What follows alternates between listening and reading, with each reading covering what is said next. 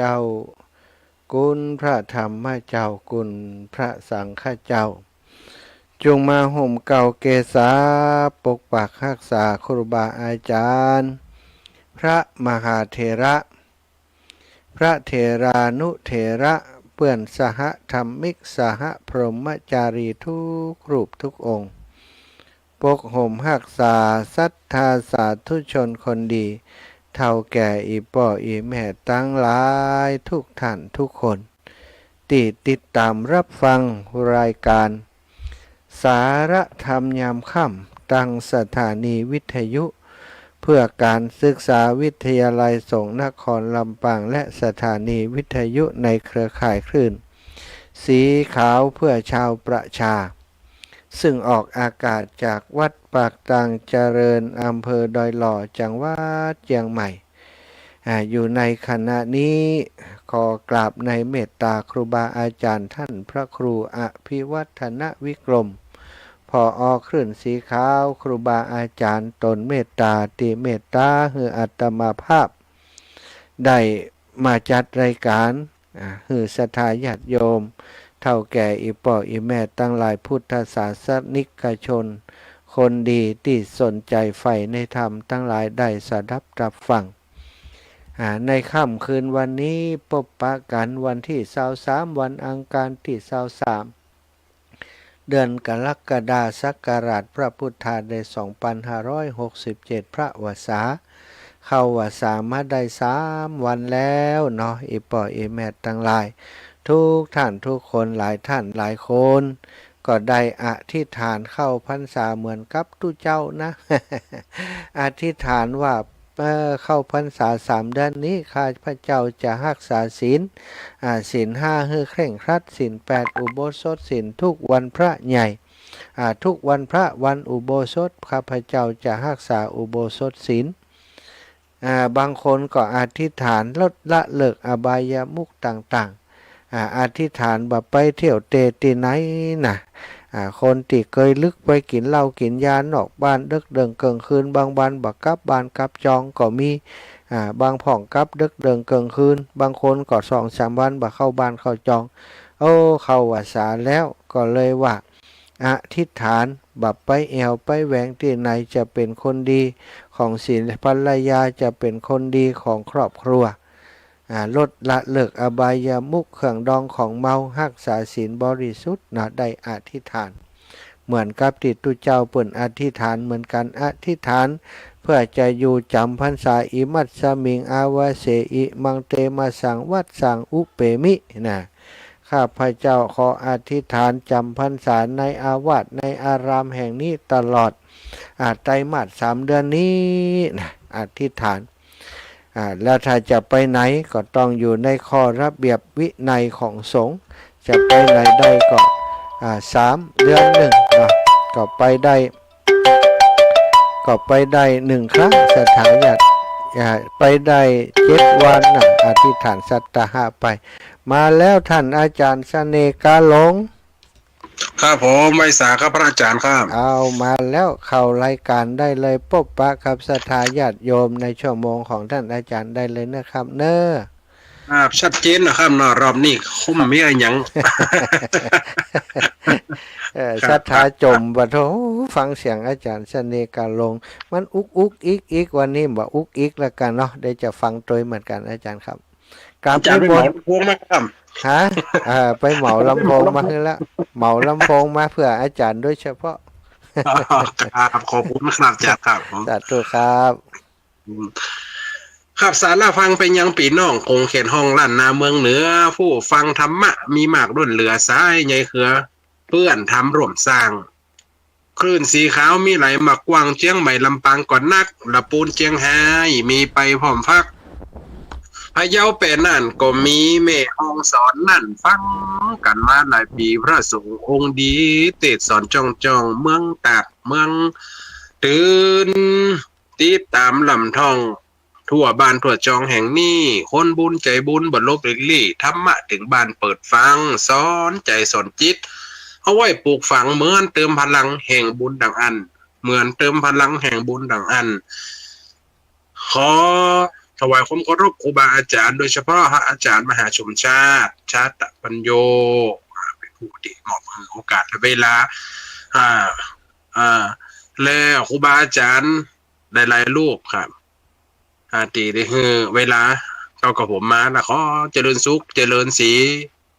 เจริญมีเจริญไว้เจริญจิตเจริญใจไปโดยศรัทธาสาธุชนคนฟังรายการสถานีวิทยุคลื่นสีขาวเพื่อชาวประชาณขณะนี้ตอนนี้2 ทุ่มไปน้อยๆอีบ่อยแม่ช่วงใกล้ละครจะออกเนอะ ช่วงใกล้ละครจะออกคนเฒ่ามันยังพอละครอยู่นะบางตีบางตังบ่ได้ติดโทรศัพท์เหมือนละอ่อนแต่บางตีก็ติดวิทยุเนาะอีปล่อยแม่น่ะติดวิทยุฟังคลื่นธรรมะช่องนี่มดก็ฟังแหมช่องนึงมีหลายลูกมันเจกะคลื่นสีขาวมันเจอคลื่นลำปางหลายๆตีหลายๆตังอย่างอาตมาภาพนี่ก็ได้จัดแถวคลื่น95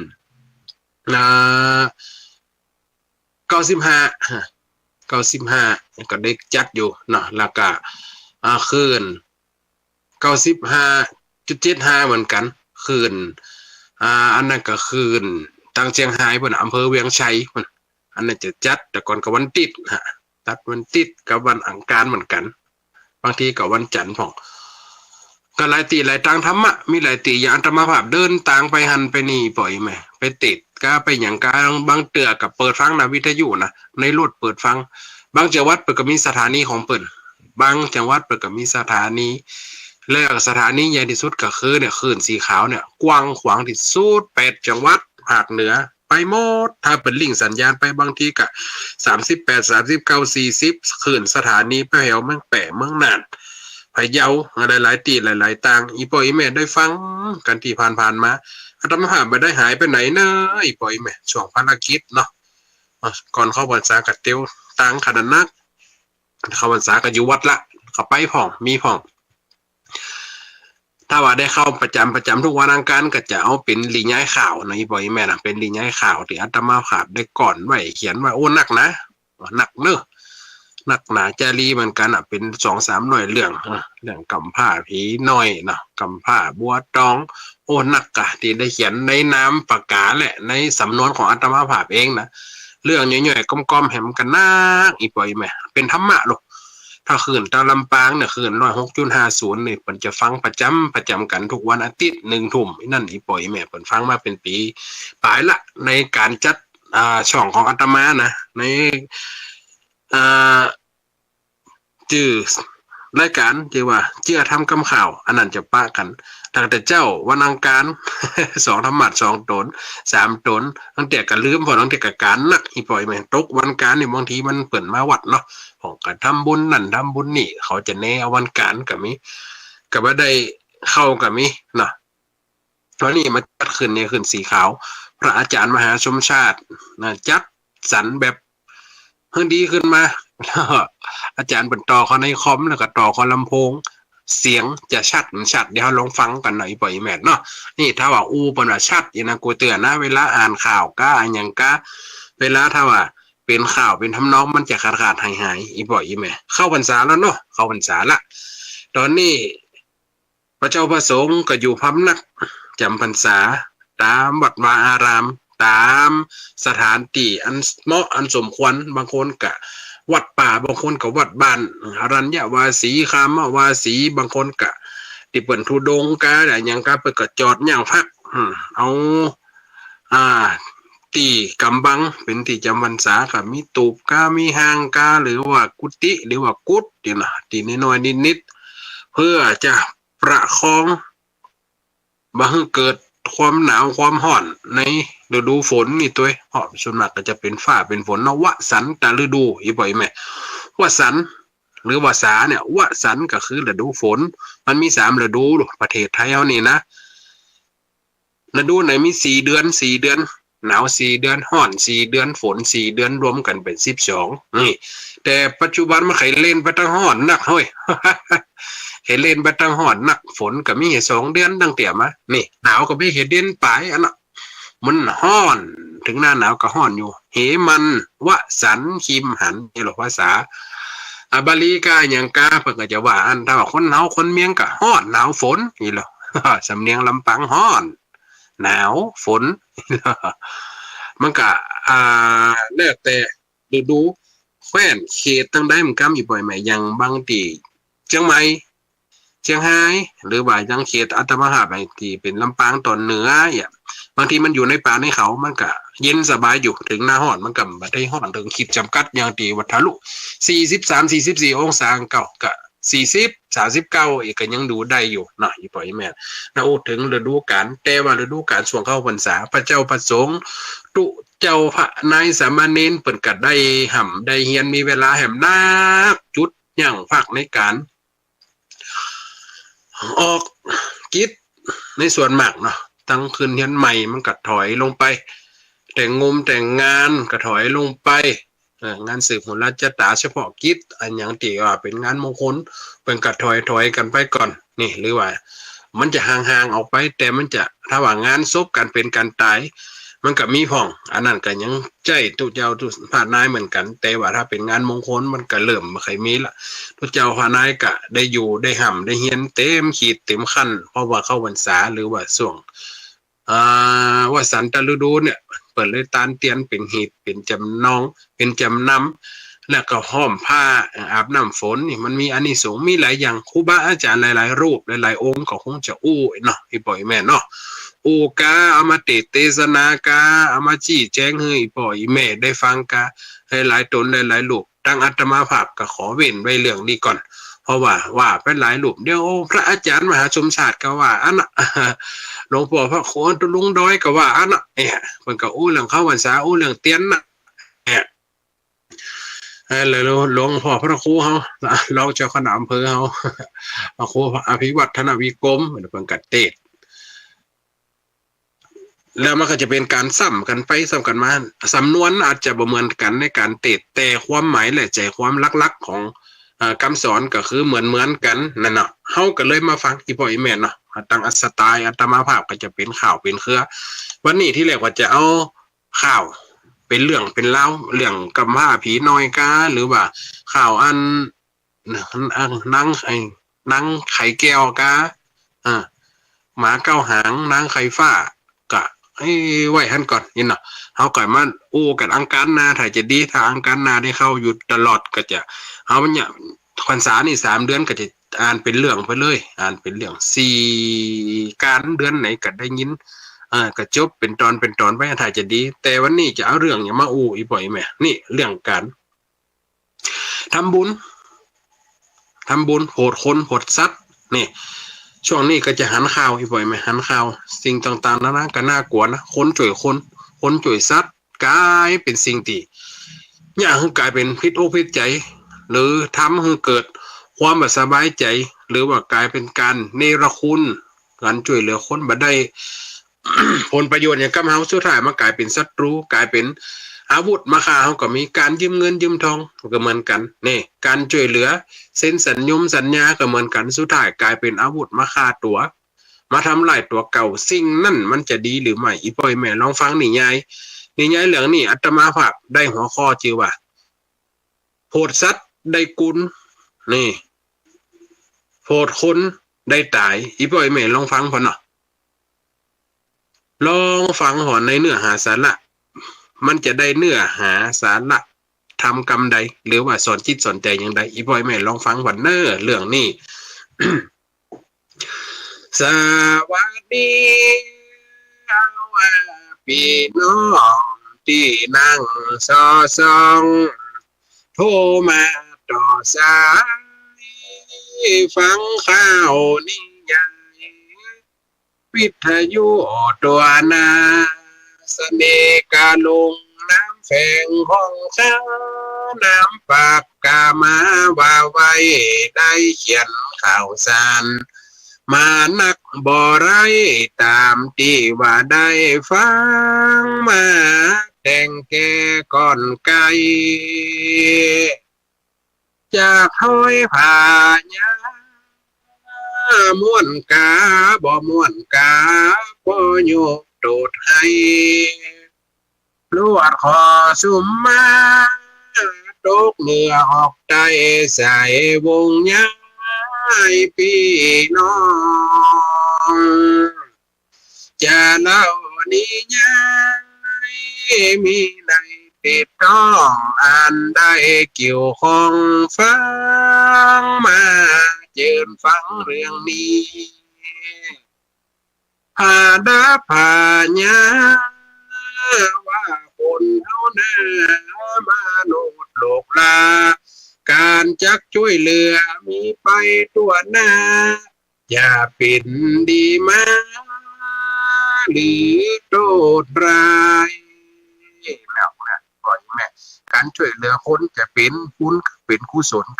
ก็ว่าจะเป็นเรื่องที่มาทำลายตัวเองเป็นหอกเป็นอาวุธเป็นสัตว์วุธมาทำลายของเขาตกเบี้ยเสียของหรือว่าถึงชีวิตก็ต้องฟังพอเนาะบ่ฮู้เหมือนกันให้ดูให้บางทีบ่ได้เป็นกุลจากป่าชิบหายลบลายหายสูญบ่มีบุญกุลป่าหือหอนไม่อย่ารอจอฟังเรื่องนี้ใจจะเล่ากำยายฝากไว้มีเมืองหนึ่งกาน้ำมีบ่อไหลบังกะลาได้จื่อน้ำจื่อเมืองที่จะออกแขกหน่อยปล่อยแม่นะเมืองบังกะลา เพราะว่าดีง่ายหรือว่าทำหมดเนี่ยมันจะออกจากประเทศอินเดียหรือแขกถึงนั่นนี่ปล่อยแม่ชื่อเมืองบังกะลาอย่างเนอะจำไว้นะบังกะลาได้จื่อน้ำมีลูกกษัตริย์เป็นหนุ่มหน้าน้ำมอกแถวแล้วล้ำเอวตามปากกว้างลวดได้ให้ไปคนจะอวดอ้างได้เดือนดังฟ้องแล้วคนเล่าลือกันบอกกาดแก้วคงตายหวานเป็นจริงยอมกาสาลวดเลยมองสิงโศกเศร้าเหงาคิงกึดหาลูกเต้าอ้อยพระมหากษัตริย์มีลูกคนหนึ่งเต่าว่าหุ่มเอวป่าเอวด้อยเอวแฟะเอวป่าล่าสัตว์ลวดเอวตำเอวสอดตำสอดเลยหายออกมาหนองเมืองไปหลายเดือนกษัตริย์ก็ให้เป็นหมูดำตาลูกข้ามีคนเดียวก็ไม่ได้ฮะทุกอกทุกใจได้เสียหน้ามายิ่งใหญ่จะได้กิโลทุกอกทุกใจให้เป็นห้องอะไรหาลูกนี่หายหลายเดือนดังฟองแล้วคนเล่าลือกันบอกากาดแก้วคงตายหวานเป็นจริงจอมกาซัดนวดเลยมองเสียงโศกเศร้าเงาคิงเกิดหาลูกเต้าขออภัย เลยสั่งการทหารออกเฝ้าเป่าฟังสำเนาตัวแควนเจ้าพญาอุกังกังแก้นเกิดหาลูกเต้าตึงวันภายในชอบปบจักฮือตามการเฮาของจูอันหาที่จากได้เสนามัดลูกกูตายออกบ้านออกเมืองไปตายก็เป็นกูยังโม่เปล่าประกาศคนใดเสาะได้หาได้ชบก็ดีตัวมีชีวิตก็ดีเอาข่าวมาบอกข้าจะมีรางวัลอย่างงามนะกูก็ตุกใจให้กันเป็นห้องข้าวป้อมอยากนะกินข้าวป้อมล้ำเสียงในวัน3 กล่องกันแล้วโง่ใส่จ้ะกินแต่กินว่ากินข้าวล้ำเสียง3 กล่องว่าเล่นเอาหมดนะอีปอยแม่เนาะพอประกาศให้คนไปสอหาเนอนี่ถึงวันภายในสอบปุ๊บจากเฮตามการเข้าของจูอันหาตีจากได้ยังมีนายพันเมืองอันอยู่ใกล้นอกเวียงใจแควนบอกข่าวสารเรื่องราวเจียงจันได้ออกจากบ้านขาวา ชอดป่าหาไม้เก็บเอาหลวลาของป่านานากินเลี้ยงใส่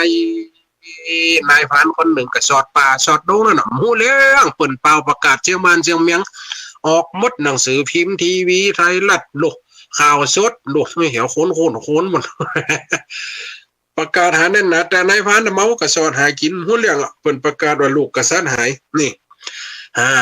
กินดงป่าไม้เก็บเอาหลวง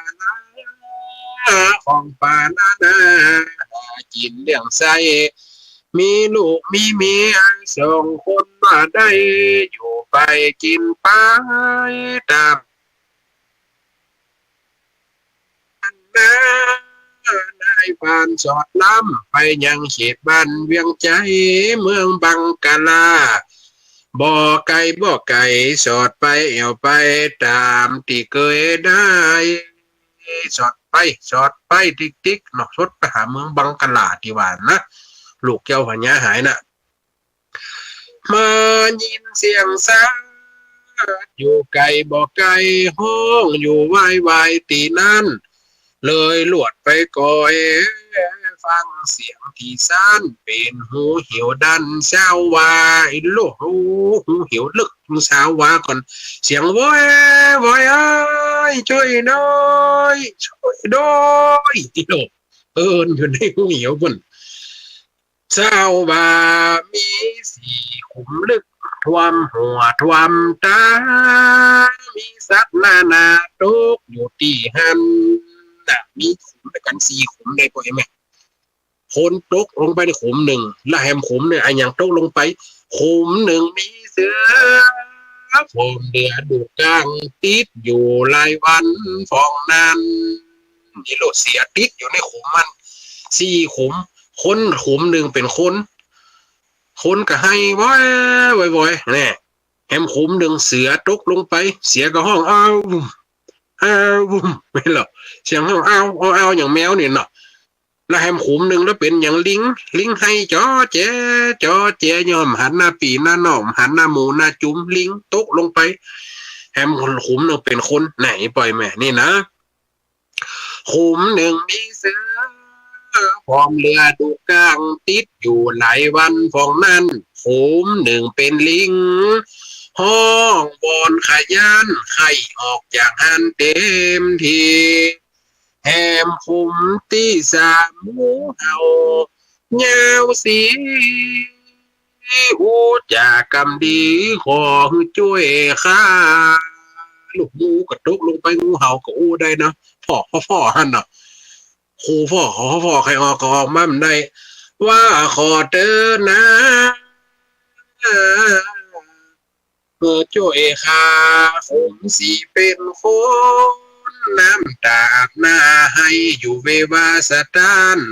ขอขอนะช่วยข้าฟองนั้นตกอยู่ป้อทานหลายวัน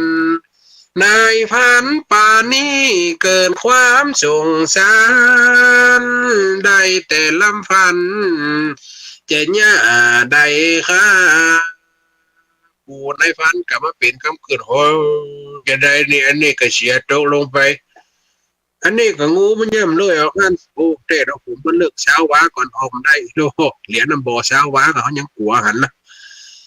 อันนั้นก็เป็นลิงตึกลิงเก่งปันเก่งอีกบ่อยมันยังออกมามันได้มันลึกเนาะมันเป็นหูหิวลิงก็เจออย่างนั้นเนาะช่วยด้วยอีโลคนเสือลิงนี่งูตกลงไปถึง3 ขุมปูน่ะมากึดนะกูจะช่วยอันใดก่อนไปถึง3 ถึง 4กึดกะปูนั่นนะโอ้กูก็โคนปูน่ะก็โคนอันนั้นก็เสียอันนั้นก็งูอันนั้นก็เป็นไอ้ยังลิงจ๋อกูจะช่วยไฟนี่จะได้ข้าวกึดตันใจแล้วย่าลำพันย่าจะได้ค่าเสียก็วอนขอบ่มีสวกกาว่าขอเตือนนะช่วยกำขาตุกหูหิวตุกเสียงตุกซ้ำข้าวน้ำบ่ได้กินเลยเก้าขอ10 ขอนายพานเฮยสายติแปงเฮยอินดูข้าเจ้า นี่แหละโอ้โหสักตัวได้ก็ขอความช่วยเหลือส่วนว่าในบ้านว่าพิษแบบเบาเสือหันจิ้นคนบ่ไว้กันค่าช่วยสูเหมือนปวกกับไม้ค่าช่วยบ่ได้เต้ลูสู่พญาเนื้อเหมือนแมวหันนกการยินดูจะลำบากค่าเสียเขาช่วยข้าด้วยช่วยข้าด้วยหรอโอ้ไปได้อย่างสูนี่ก็ได้ออกมาได้ก็เด็กกินข้าวอย่างกับพอหรอกมันได้กินอย่างว่าเป็นมูกี้วันนี่เนาะข้าไปเงาะข้าไปทำหรอกจะช่วยข้าด้วยจะลำบากคาส่วนว่านางเสือสัจจะตอนหน้าบ่ได้คุณนาเพื่อกรรมข้าตึงบ่กินสาบานยิงลำลูกข้าอยู่ทำล้อกองอ้อยเสียนี่ก็เรื่องลูกน้อยข้ามกินแม่เสียอ่อนวอนบ่ได้จองห้องในฝันก็ฟ้องจุ้ยไว้แต่ตนจุ้ยเสือเป็นคนแหลกก่อนนี่ส่วนว่าแม่เสือได้ออกลอดปนก็กล่าวขอบคุณบ่ยังเสียกับขอบคุณก็ออกมาได้แต่เป็นตัวแหลกที่คนจ่วยออกมาการว่านายพระใครไปจอดย่างทำคาอยู่ข้างหิมดอยแม่เสือก็ฮกวิ่งวิทย์หายซอยบ่เร็วมาก้อยเข้าป่าหายจ้อยลูกแม่เสียมันห่วงลูกกระชังนายพันขอบคุณนายพันถ้าไม่เรื่องอย่างตั้งนากับมาขอความช่วยเหลือข้าเด้ออยู่ทำนี่วิทย์เข้าป่าเศร้าหายแซบไปโดยหาลูกหน่อยอะไรหาลูกส่วนพญาลิงก็กล่าวกำถอยเฮือจุ่ยตัวมันจิมนั่นอันว่านายฟ้าก็ได้จุ่ยกันเอาลิงออกหูเหี่ยวมาส่วนพญาลิงก็ตอบคำจากันวันหน้ามาขอตอบคุณเจ้าลิงก็ขอความช่วยเหลือและก็ได้ความช่วยเหลือวันหน้าข้าจะตอบแทนเด้อคนเหนื่อยโลกส่วนงูเห่าลูกตัวดำกับเศร้าก็ขอนายพานเห็มนั้นออกได้ปนมาก็จะปักต้านท่านต้องการอันสิ่งใดห้องหาคาเตอจะมาดันใจข้าจะโดยไปช่วยทุกยอมยางูกะหับปากเสือกะหับปากลิงกะหับปากว่าเท่าท่านทุกรอดอะไรยังบอกคาเตอร์เนอร์ติดจ่วยข้าออกมานิ่มตับตายก็ดีโอ้เป็นจัตรานาบุญเนอร์ขอบคุณนี่โลว่าแล้วกันนี้ไฮเซฟนี่งูลวดหาย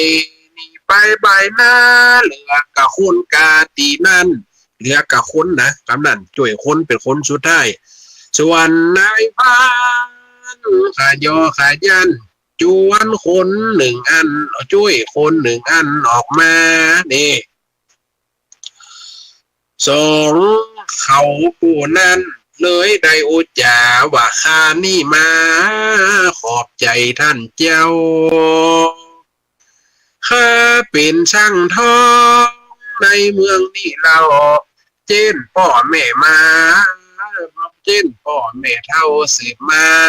ชื่อโสมนาถมันได้บอกจาจังทองนี่กาแต่เดิมก่อนกี่เป็นว่าช่างทองนี่แหละคนตีคำจีว่านายโสมนาถขอบคุณจะช่วยข้าออกมาโอ้ข้าเนี่ยเป็นช่างทองนะมาหาคุดทองคุดแหล่เนี่ยหลำเข้าป่านะมาตกลงหูเหวเนี่ยกะเดิมก่อนกี่กันท่านมีอย่างมาหาข้านี้ข้าจะยินดีตอนรับบุญกุลมีหลายข้านานับได้ช่วยตัวข้าออกมากันบ่มีทันข้าคงรับตาได้มรณาในเหี่ยวปากธรรมอยู่มาหลายวันนายฟานจดจำเข้าป่าดงดำสอดซ้อเอวหากินเดินไปเรียบเลาะ เก็บหลัวหันกอมแบกมาได้ปะลิงนั้นข้างก่อนนั่นนาตีได้ช่วยมาจากหูหิวดันดอกหากออกหากินถึงวันกลับไปปะใส่ลิงตัวที่เคยได้ช่วยไว้ส่วนฝ่ายญาลิงก็จะปากตันเก็บเอาหัวมันหน่วยไม่สมสุกลูกหวานมาตอนรับใจว่าข้าขอได้ตอบแทนเด้อมีมากนักล้ำบ่เลือกบ่เห็นบ่ก่อคอแลนบ่ม่วงบ่มวยก็ตามภาษาสัตว์เนาะมันกินได้กะนั่นคือคนเนาะมันทำดีบ่มีแสงสวยนึกถึงบุญคุณตอนนั้นมันก็เลยป่านายผ่านเจียงจันบ่เฮือสอดดันได้เมื่อว่าเอาไปแอวหายังแม่เสืออยู่เหนือทำเฮาลูกนี่มานี่อีบอกอีลิกะจนไปเอาหาเสือตัวติดตกเหี่ยวด้วยกันนั่นน่ะของจ่วยออกมาการไปหลอดถึงทำเสือว่าอีก็มีไม่ตีผูกมิตรนางแม่เสือก็เข้ามาชิดมาออดอ่อนเหมือนแมวจาดสัตว์ป่ากินจิ้นมักงาเซลมาสุนเหมือนแมวตีเลี้ยงอยู่บ้านอันนี้เป็นสำนึกบุญคุณเนาะเนี่ยคนที่มีบุญคุณนางแม่เสือก็ออกปากตานข้ามีรางวัลทันได้ตอนเมื่อข้าสอดลาป่าไม้มีคนว่าได้สอดมาหมายยิงขานี้คือตายลาบดาลูกปืนอาบยาบ่ถูกโดนฆ่าดูเลยคบกินสีตินเสื้อฟ้าได้เงินคำมามากนักแม่เสือตัวนั้นก็เลยว่าโอ้ข้าเนี่ยได้มีอย่างอื่นเนอะนายพานเฮ้ยข้าก็มีทองคำนี่เส้นใส่ฮัดนี่เห็นเส้นเอาไปเนอะเอาไปแล้วมันไปได้ที่ไหนมาแม่เสือเฮ้ยนายพานถามว่าท่านไปได้ที่ไหนมาแม่เสือก็เลยบอกโอ้กับมีคนนายพานเนี่ยอย่างท่านเนี่ยแต่มันมีศีลมีธรรมนะมาพกยิงข้าเอาปืนอาบยาจะมายิงข้านะยิงข้ามันถูกข้ากับโจรใส่กับครบกับตื้นนะกะยากนะกะโลกาบสวุดนึกปนซิกเป็นตีนเป็นตอนลื่นนะกะเอาไปสู่ลูกค้าได้กินล่ะจีนนายพานเหมือนกันนั่นเนาะเนี่ยมันมีศีลมีธรรมฆ่ามันจะฆ่าเขามันตายเขาก็ฆ่ามันเนาะถูกก็ท่านเสียกับอู้หูฟังเนี่ยตูเลยคบยินสีตื่นเสียพาได้เงินคำมามากนักขอยกมือชูด้วยใจลำพักฟอกเกยช่วยเหลือข้ามาการอย่างนี้คนมีเมตตาเงินคำนี่นะสังวานเสียสายซอยขอยกยืนป้านโดยใจไฟห้อยตอบแทนคุณทันไทยสาตังสองบ่มีมองให้เดินส่งนายพานได้ออกมาไปหลอดถึงแล้วห่อเงินเกหาลูกเมียก็มาดีใจตื่นต้องโอ้ยเมียกับกองหันหน้าหลายวันแจ้งเจ้าควายมาเลยจะปากห้องนายพานมาตองเกิดไว้ว่าข้าจะไปเอาเครื่องของใจเงินคำตีได้ฮับมานี่ไปขายแจกใจกับสหายขาเมืองบังกลาช่างทองต่างบ้านโอ้เมียกับว่าพ่อมึงเอ้ยข้านึกว่ามันเป็นคนหลอดม่ามเดี๋ยว3-4 วันกูเตือสูบไปสอดแพะสอดปลาไปเจ้ากับแรงปิกแต่ก็เข่งติ้งกับหมอกคืนนอนแพะแล้วกับปิกม่ามนี่จะได้3-4 วันก่อนหายไปไหนแต่ไหนวะโอ้แม่มึงเอ้ยข้าเดี๋ยวไปแพะไปปลากับไปสอดอย่างกันทุกวันนั่นแหละนี่โลกกับไปป้าใส่ซัดโอ้อันที่ดีตายก็ตายอันที่ดีช่วยก็ช่วยข้าก็ช่วยได้นี่ไอ้ลิงมันเอาขนมแบบผลไม้หนักใหม่ของข้านี่หนักเสือนี่มันก็เอาเงินเอาคำของข้าเนี่ยแล้วสูจะเนี่ยอย่างได้เงินคำเด่นหนาช่วยสั่งบ้านแหวนเพชรหลักกับนี่ปีน9 ล้านหูนี่เอาไปหยัง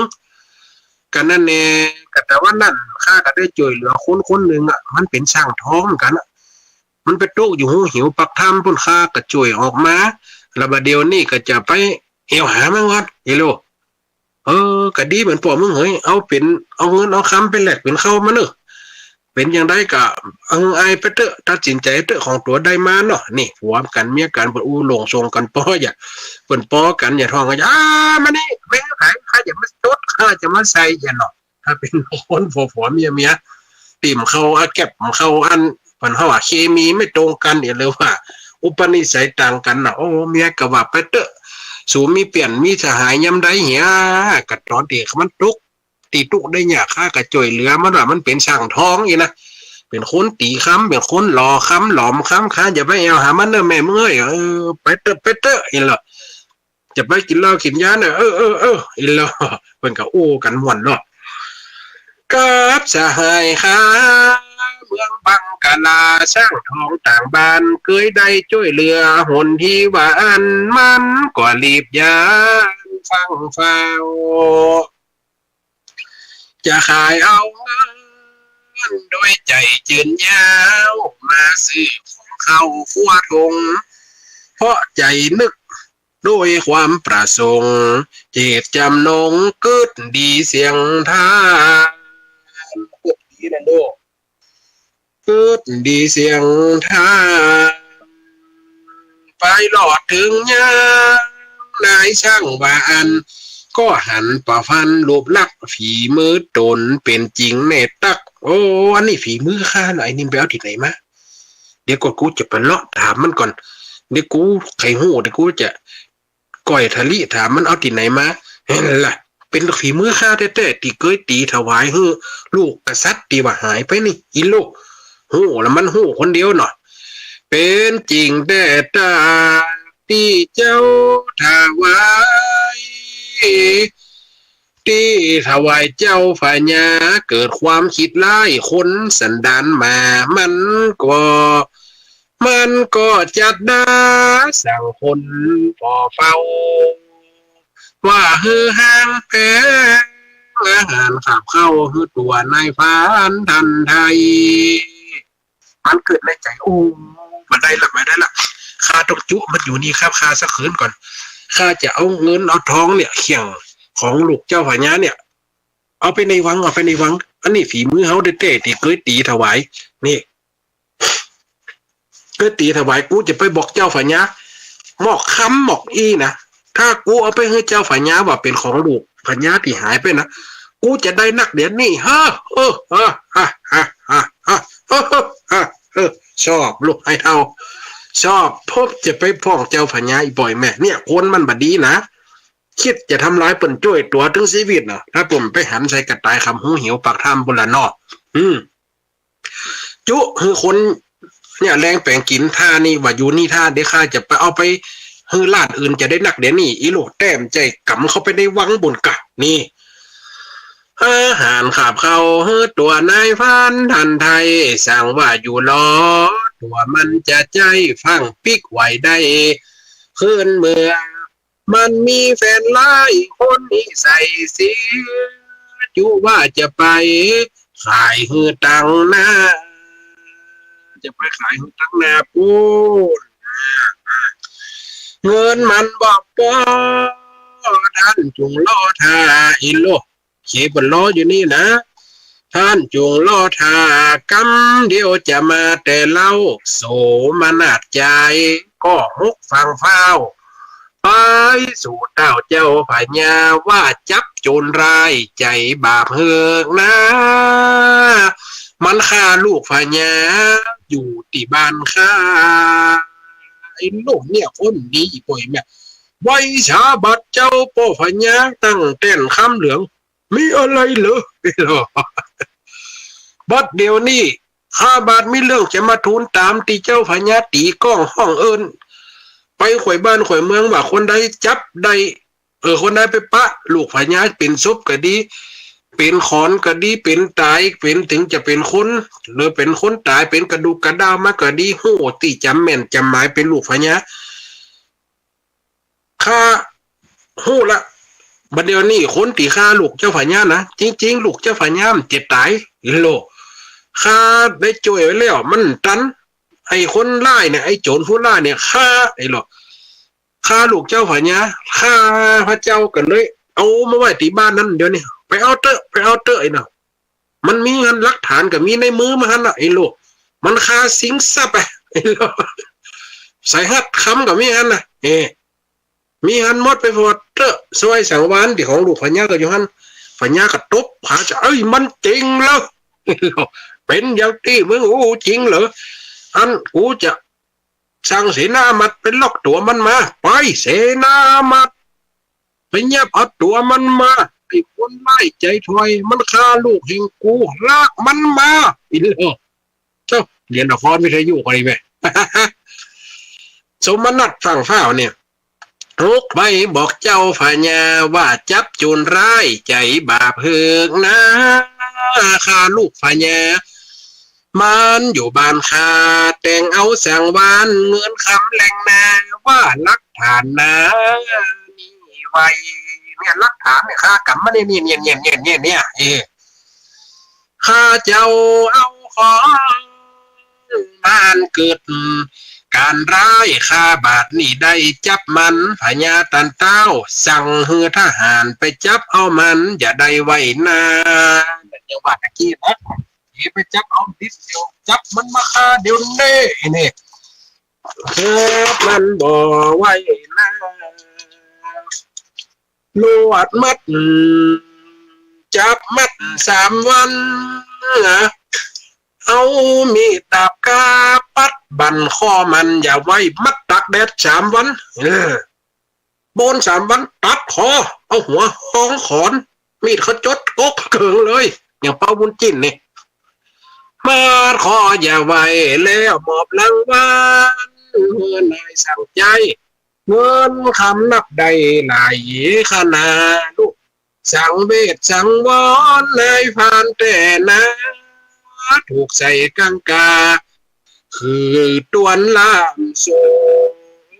อุทุยนั่งให้งงเกิดหาลูกเมียลมฟักแหม3 วันคงตายแต่ตักจะย่าว่าได้สันใดเลยคึดใจหอดหูเคยบอกใครว่ามีอันใดร้องเรียกข้าคึดใจหอดกะ สัก3 อย่างที่เคยจ่วยไว้เสือก็เอาเงินนะครับเฮือแล้วพญาลิงก็เอาผลละหมากหลักไม้มาเลี้ยงมาสู่เฮือแล้วก็จะได้ว่างูที่เจยจ่วยไหวงูว่าโอ้ถ้ามีเหลี่ยงอันได้หาคาเตอะบอกเตอะลูกน้องปริวานคาในเต็มแม่นถึงนั่นถ้าหูมันถึงจะไปบอกนี่แหละเขาบอกให้งูไก่ปล่อยแม่นี่เกิดหอดงูได้บอกใครว่ามีสิ่งใดร้องเรียกคาอึดในใจก็ออกปากตาห้องหางูมาเมื่อนั้นอึดอันตันใจงูไว้บ่ค้านก็มาอยู่หันตามกรรมงูก็มาแล้วมีอะไรให้ข้าช่วยหรือจ๊ะงูหัดตายอูหวานเนี่ยมาอยู่หันตามกรรม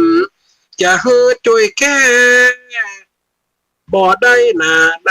ำเดี๋ยวจะแนะนำให้สู่เป็นคันงูบอกกำจาโดยดีว่าอันฟังตีมันบอกไว้ข้าจะขายแก้วสู่นี้ไว้เป็นแก้วใจได้มาจูแกปิดงูนั้นไว้หือกับสู่ข้าจะไปจูเจ้าเมืองหวานอดหูว่าจะหือเอาโชว์เอาหลวดออกนี่ออกได้เต็มดีเป็นการแหกคุกแหกตะลังเจ้าเอาแก้วของข้านี่ไว้ขายแก้วไว้เฮือนี่ข้าจะเข้าไปในเมืองนะเป็นไงจะได้โอ้อย่าไปเดือดดังจะไปเดือดดังจะไงจะได้ข้าจะไปคบเมียเจ้าพญานะจะไปคบเมียเจ้าพญาแล้วเฮือสูเป็นคนยาเฮือสูเป็นคนยาแล้วสูกันเล่าความจริงเลยว่าเหตุเก้าต้นมันเป็นอย่างได้ไอ้คนนี่มันดีเดี๋ยวข้าจะจัดการไอ้ลูกงูก็เข้าใจเนี่ยในปล่อยแม่เนาะลูกนี่นะ สู่ข้าจะไปจูเจ้าเมืองหวานจะคบหือตายวำวายสะบันปิดแก่บ่อตานแต่หายการเอาแก้วงูใส่มือทันไว้จะหายว่าได้ขึ้นมางูสั่งกำไว้ก็ไปซ่อหาคบเมียฝ่ายญาหอประสาทกว้างส่วนเมียฝ่ายญาเจ็บปวดสวดข้างหมอยาบอดตันแต่ไทยหาหมอตึงเมืองหมอยาหักไม้หมอจีนหมอไตก็ได้แห้งอ่อนย่อนปิดบ่อเน่าบ่อหายหมดจะบรรยายจะตายความนามีนายทหารว่านักโทษฆ่ามันมียาดีแต่ไทยจะหักษาญาแม่เจ้านี่ไว้โฟนติหยับได้วันว่าฝ่ายญาปอดเจ้าก็ออกกำจาสั่งมันเอามายาก้อยว่าอันไปจ่าฝ่ายญาเป็นเจ้าไอ้คนที่เป็นนักโทษนะมันมียาดีเห็นหรอไผที่ไหนเป็นอันหยังงูคบงูสวัดงูปุกงูหัดงูเกี่ยวบอกให้มันยาได้หมดอีหรอถ้ามันอย่างนั้นได้เอามันมาไอ้ตัวนี้มันจะตายแล้วมาทำท่าอย่างครับเอามันมาพอถ้ามันได้ก็เอาตายเหี่วันนี้มันจะไม่รอวันผูกอีหรอมันจุล่ำจุเหลือไอ้นี่ไงอีหรอแต่ไทยจะหักษาญาแม่เจ้านี่ไว้คนที่หยับได้วันบาฝ่ายญาปอดเจ้าก็ออกกำจาสั่งมันเอามายาก้อยว่าอันถ้าว่าบ่ตามกำติว่าดานก็ตัดคอมันอย่าไว้คนต่างหลายอุ้มตัวติดไม้มัดใส่มืออันกังกานายพานป่านั้นก็ไปเข้าหาโจกเอาแก้วมาใส่มือแล้วไว้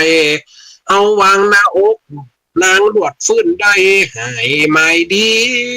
นั่งลุกส่วนเจ้าพญา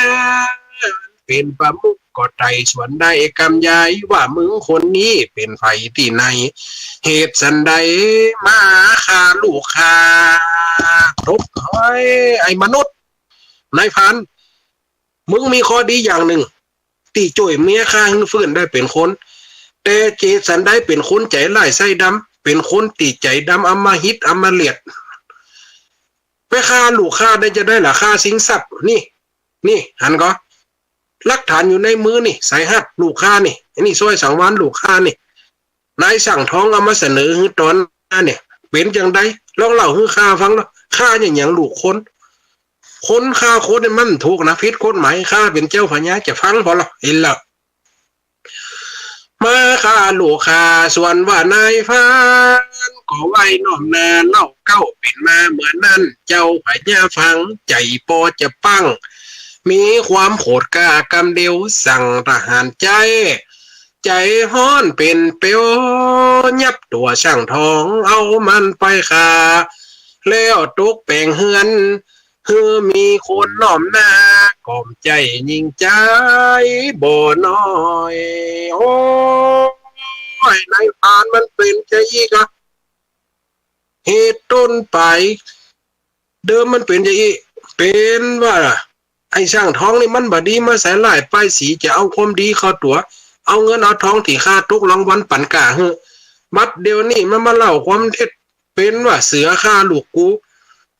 มึงได้มาเพราะว่าแม่เสียเอาบัดเดียวนี่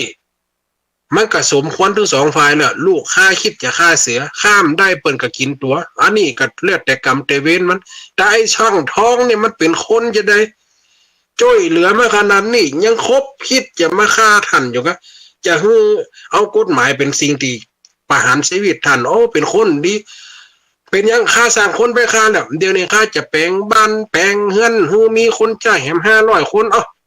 เอาลูกเอาเมียมาอยู่ติดท่าอยู่ฟังนินเนอเห็นละหันความดีความงามอีกบ่อยแม่นี่500 คนบ่น้อยไปส่งที่บ้านนายฟานลวดเป็นกายก ความดีปูนปานสมบัติจูอันจ้างมาพร้อมอัน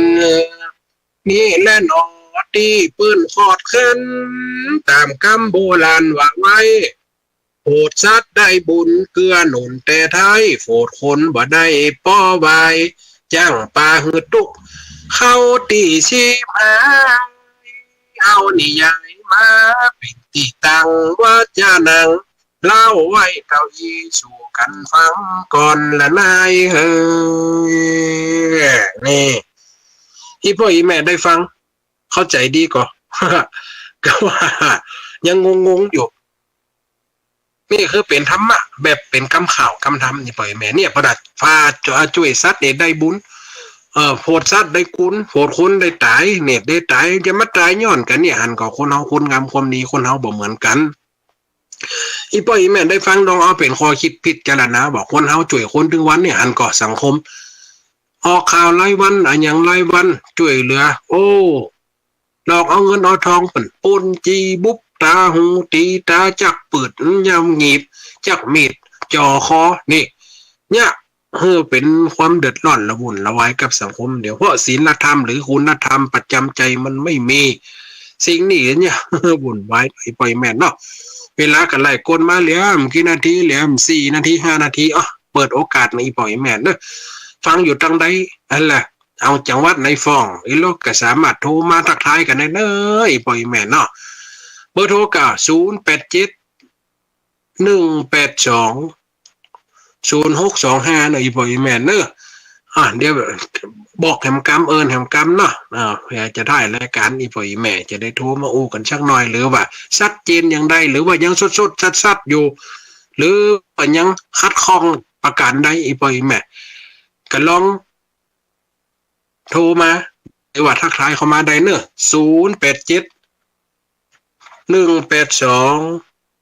0625อีพ่ออีแม่เนอะสายแหลกเฮ้ยชาตู้ยมแม่บัวไข่มาก็การเจ้าชัดเจนกับแม่วันนี้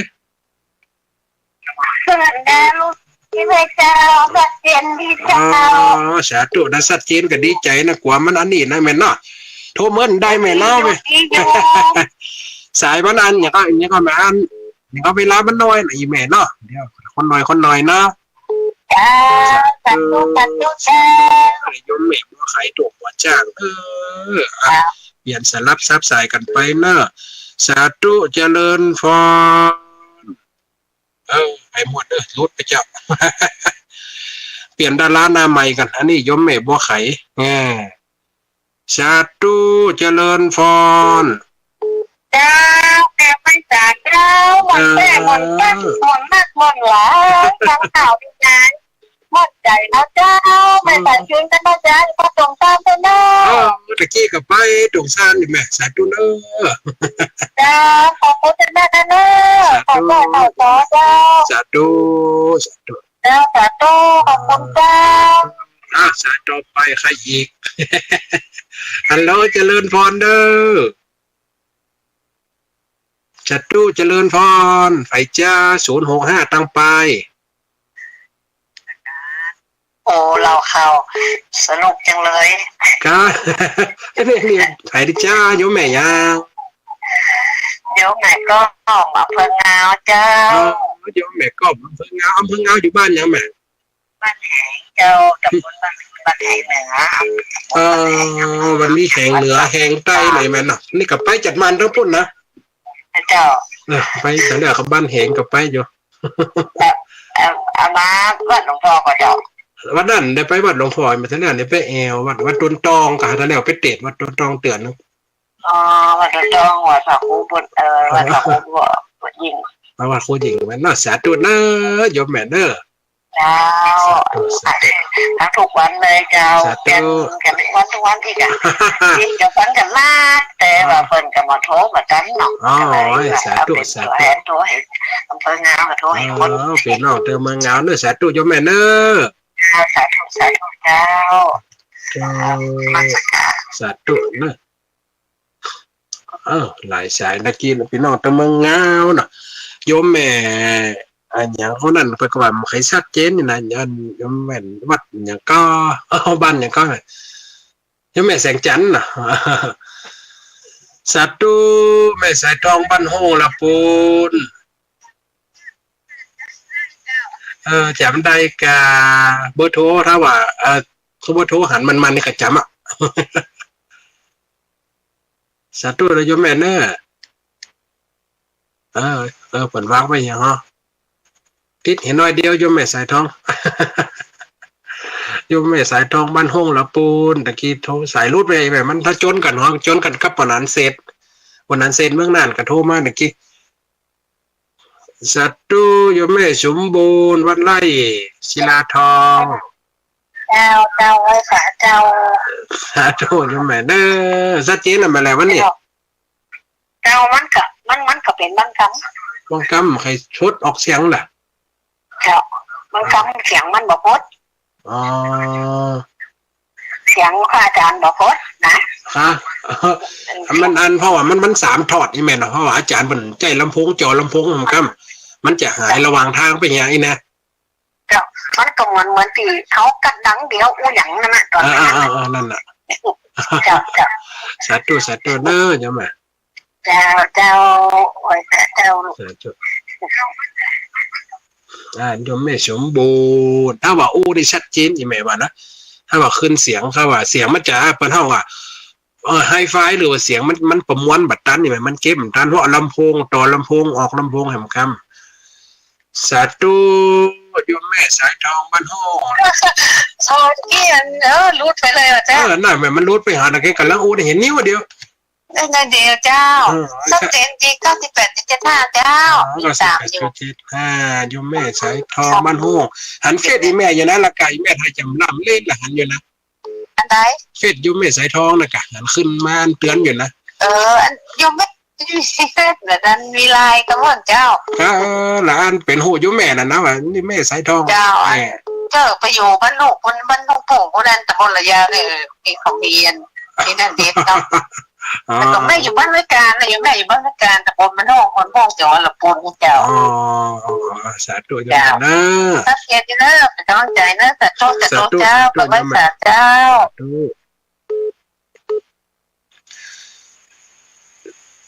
สาธุเจริญพรรุดไปเจ้าไฟดำแหลมหัวเนอผมได้หับกับมีที่โซนจนกันปนานเศษเมืองน่านกับอันนี้ยมแม่พรน้องบัวแดงสาธุเจริญพรชัดเจนแล้วไม่แลวันนี้ชัดเจนแล้วชัดเจนแต่เยอะสาธุได้ยมแม่เนอเป็นมากอ่ะจะตดชัดเลยบุญของคนจะตดนั่นชัดเลยบุญของคนเห็นน้อยได้ตายละคนเพื่อนจะไปโกกคอละก็แบบเยื่ออยู่นะนั่นฉันไม่สาธุนะคนน้อยนะโยมแม่นะสาธุเวลามันเลยของพระอาจารย์มาแล้วสาธุเจริญพรเนอแต่ว่าท่านอาจารย์สาธุโยมแม่ทั้งใดจ้าแม่คำบ้านสันขวางแต่มนต์ดีต้อยอำเภอในใจเจ้าข้างข่าวเข้าใจดีเนอะสาธุโยมแม่คำเนาะเจ้าแม่คำบ้านสันขวางแต่มนต์ดีต้อยอำเภอในใจเจ้าว่าแต่เยาเจ้าสาธุก็โยมแม่อย่างจังทุกข์ไม่กูเจ็บโยมแม่พัดกับกูเจ็บโยมแม่คำเนี่ยเจ้าค่ะสาธุสาธุนะชัดเจนนะแม่เนาะ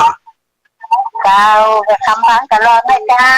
ต้องหาทานนะนั่นเนาะเอาอาจารย์เพิ่นว่าถ้าอาจารย์วันอื่นมากก็ได้ออกจ่วยเจ้าชาวบ้านนะเจ้าเป็นกำลังใจนะเจ้าดูจะแม่เนาะแฮมสายเนาะเดี๋ยวอันจะขึ้นไปไล่พระอาจารย์เนาะสาธุเจริญพรเนอรู้ไปจ้ะเนาะเวลาหมดเวลาไหนไปแม่เนาะเพราะว่าเดี๋ยวจะคืนทางสถานีพระอาจารย์มหาชมชาติดำเนินรายการต่อไปไปแม่เนาะมันดึกเข้ามาแล้วแหมสายตัวสาธุเจริญพรฟังเจ้าใหม่นะเจ้าสาธุตั้งใดแม่เชียงใหม่ครับ อ๋อสันทรายเจ้าอ๋อสัญชาตินี่ได้ใกล้กันนี่ ฟังหาต่อหาปัดตลอดเวลาเจ้าอ๋อนะถ้าจะได้มาทุกการไม่ส่งเข้าพรรษาเลยนะถ้าพระอาจารย์เปิดอื่นมาจะได้มาทุกอาคารละเจ้าสาธุเด้ออันนี้กับแม่จะได้ฟังตลอดอ่ะเจ้าอ๋อสาธุโยมแม่เด้อเจ้ากับรักใจแน่สาธุโยมแม่เจ้าฮัลโหลปนันเซไม่สาครับพระเจ้าโอ้จากเมืองน่านครับถูกจำได้ก็จำเบอร์โทรได้อยู่บ่อย094ต้องไปนี่โอ้หมดเดียวฟังไปกับหมดอ๋อสาธุถ้าพูดฝนตกก็บอกเมืองน่านตกครับตกว่าอย่างที่นะครับโอ้เหมือนกันไหนป่ะนึกว่าจำได้ยังคิดก็ชั่วมานี่นะฝนสาธุนะยมก่อนนะไปครับวันนี้ฟังธรรมกายนะที่สามตลอดนะครับอ๋อสาธุนะป่ะนะสาธุโอ้น่ะสบายใจนะกำลังใจงานว่าอาจารย์ครับขอไปคิดยุคนี้พอลงใจแกบอกทำไมครับสาธุเช่นกันเนอะวันนั้นเนอะเช่นกันเนอะอยู่ดีสบายถึงเปิดถึงเฮาเนาะว่าไปถึงคนโทรมาถึงคนฟังตั้งบ้านอีปล่อยแม่เนอะถึงคนอ่านทำเล่าข่าวเนาะเวลาหมดเวลาจะได้คืนสถานีพระอาจารย์เนอะในช่วงเวลาของอาจารย์เสน่ห์การหลงอีปล่อยแม่เนอะเวลามันหมดเวลาเมื่อหมดเวลาแล้วคนฟังรายการขอส่งสัญญาณอุจจาปักปอนพอนาฬิกาไหลมาลิงคอนชุดตังลาจรนัดปุ๊บอังการนี่ลาไปอังการนาข่อยคบบรรจบได้เวลา2 ทุ่มนั่นแล้วเขาจะได้มาอูมาจ่าถ้าอาจารย์มหาสมชาติท่านได้เอินมาจะได้จ่าเหล่าทองได้จ่าเหล่าทองเจริญพรสวัสดีเนอะคืนสถานีให้พระอาจารย์สาธุครับสาธุท่านอาจารย์ขอบคุณเป็นอย่างสูงนะครับเนอะครับผม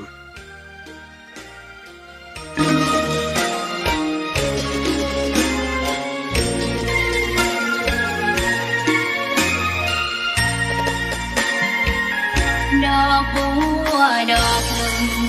พึงใจไว้เพื่อบูชาแด่องค์พระศาสดาสัมมาสัมพุทธเจ้ามีความงามเงียบไม่เปรียบเทียบเขาเทียบเราใครมองไม่งามช่างเขาแต่เจ้าก็คือดอกบัวด้วยความสัตย์ซื่อยึดถือความดีเป็นหลักใครรักไม่รักก็ไม่จงรักมองมัวเมื่อโผล่พ้นน้ำก็เห็นความงามในตัวไม่ยึดติดในตมชั่วขอเป็นดอกบัวดอกปีใครไม่มองว่าบัวงามเด่นแต่บัวก็เป็นดอกบัวทุกวันอย่างนี้ไม่อยากเด่นดังแต่มุ่งหวังในทางเด่นดีเกิดมาเพื่อสร้างบารมีถวายชีพนี้บูชาดอกบัวดอกน้อยเฝ้าคอยคนที่ใจบุญมาโอบเอื้อเพื่อคุณรู้ค่าของบุญเก็บบัวขึ้นมาเพื่อสร้างความดีและสร้างบารมีดังว่าใช้ดอกบัวนี้บูชาพระสัมมา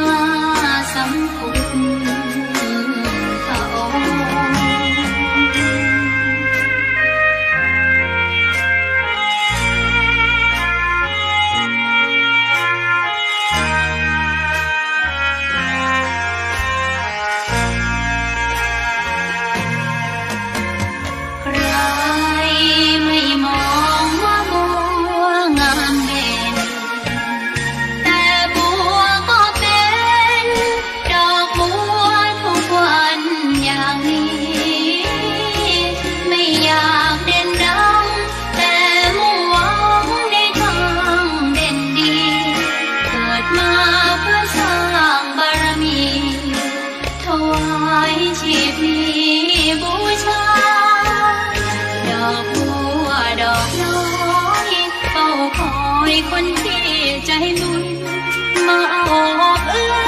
เกื้อกูลรู้ค่าของบุญเก็บบัวขึ้นมาเพื่อสร้างความดีและเสริมบารมีดังว่าใช้ดอกบัวนี้บูชาพระสัมมาสัมพุทธองค์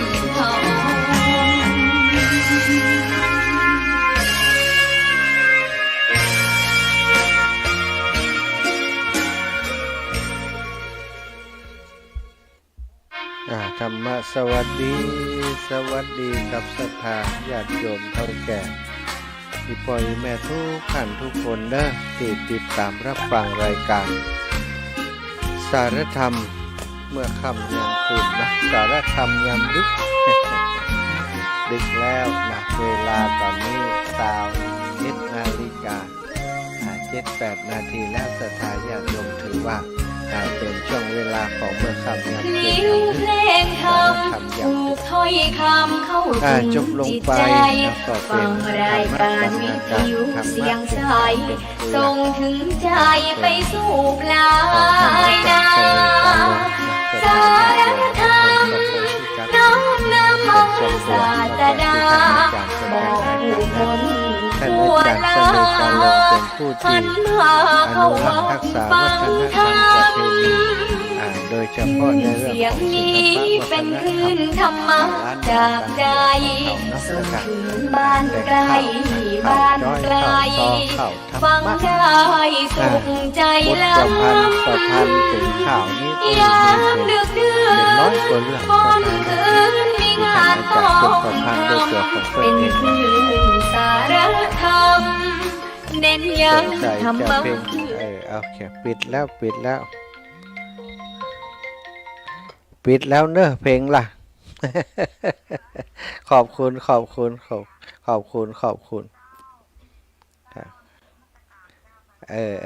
น่ะลืมทิกๆเป็นอย่างใดกับขี้ลืมนี่มันหู้นะ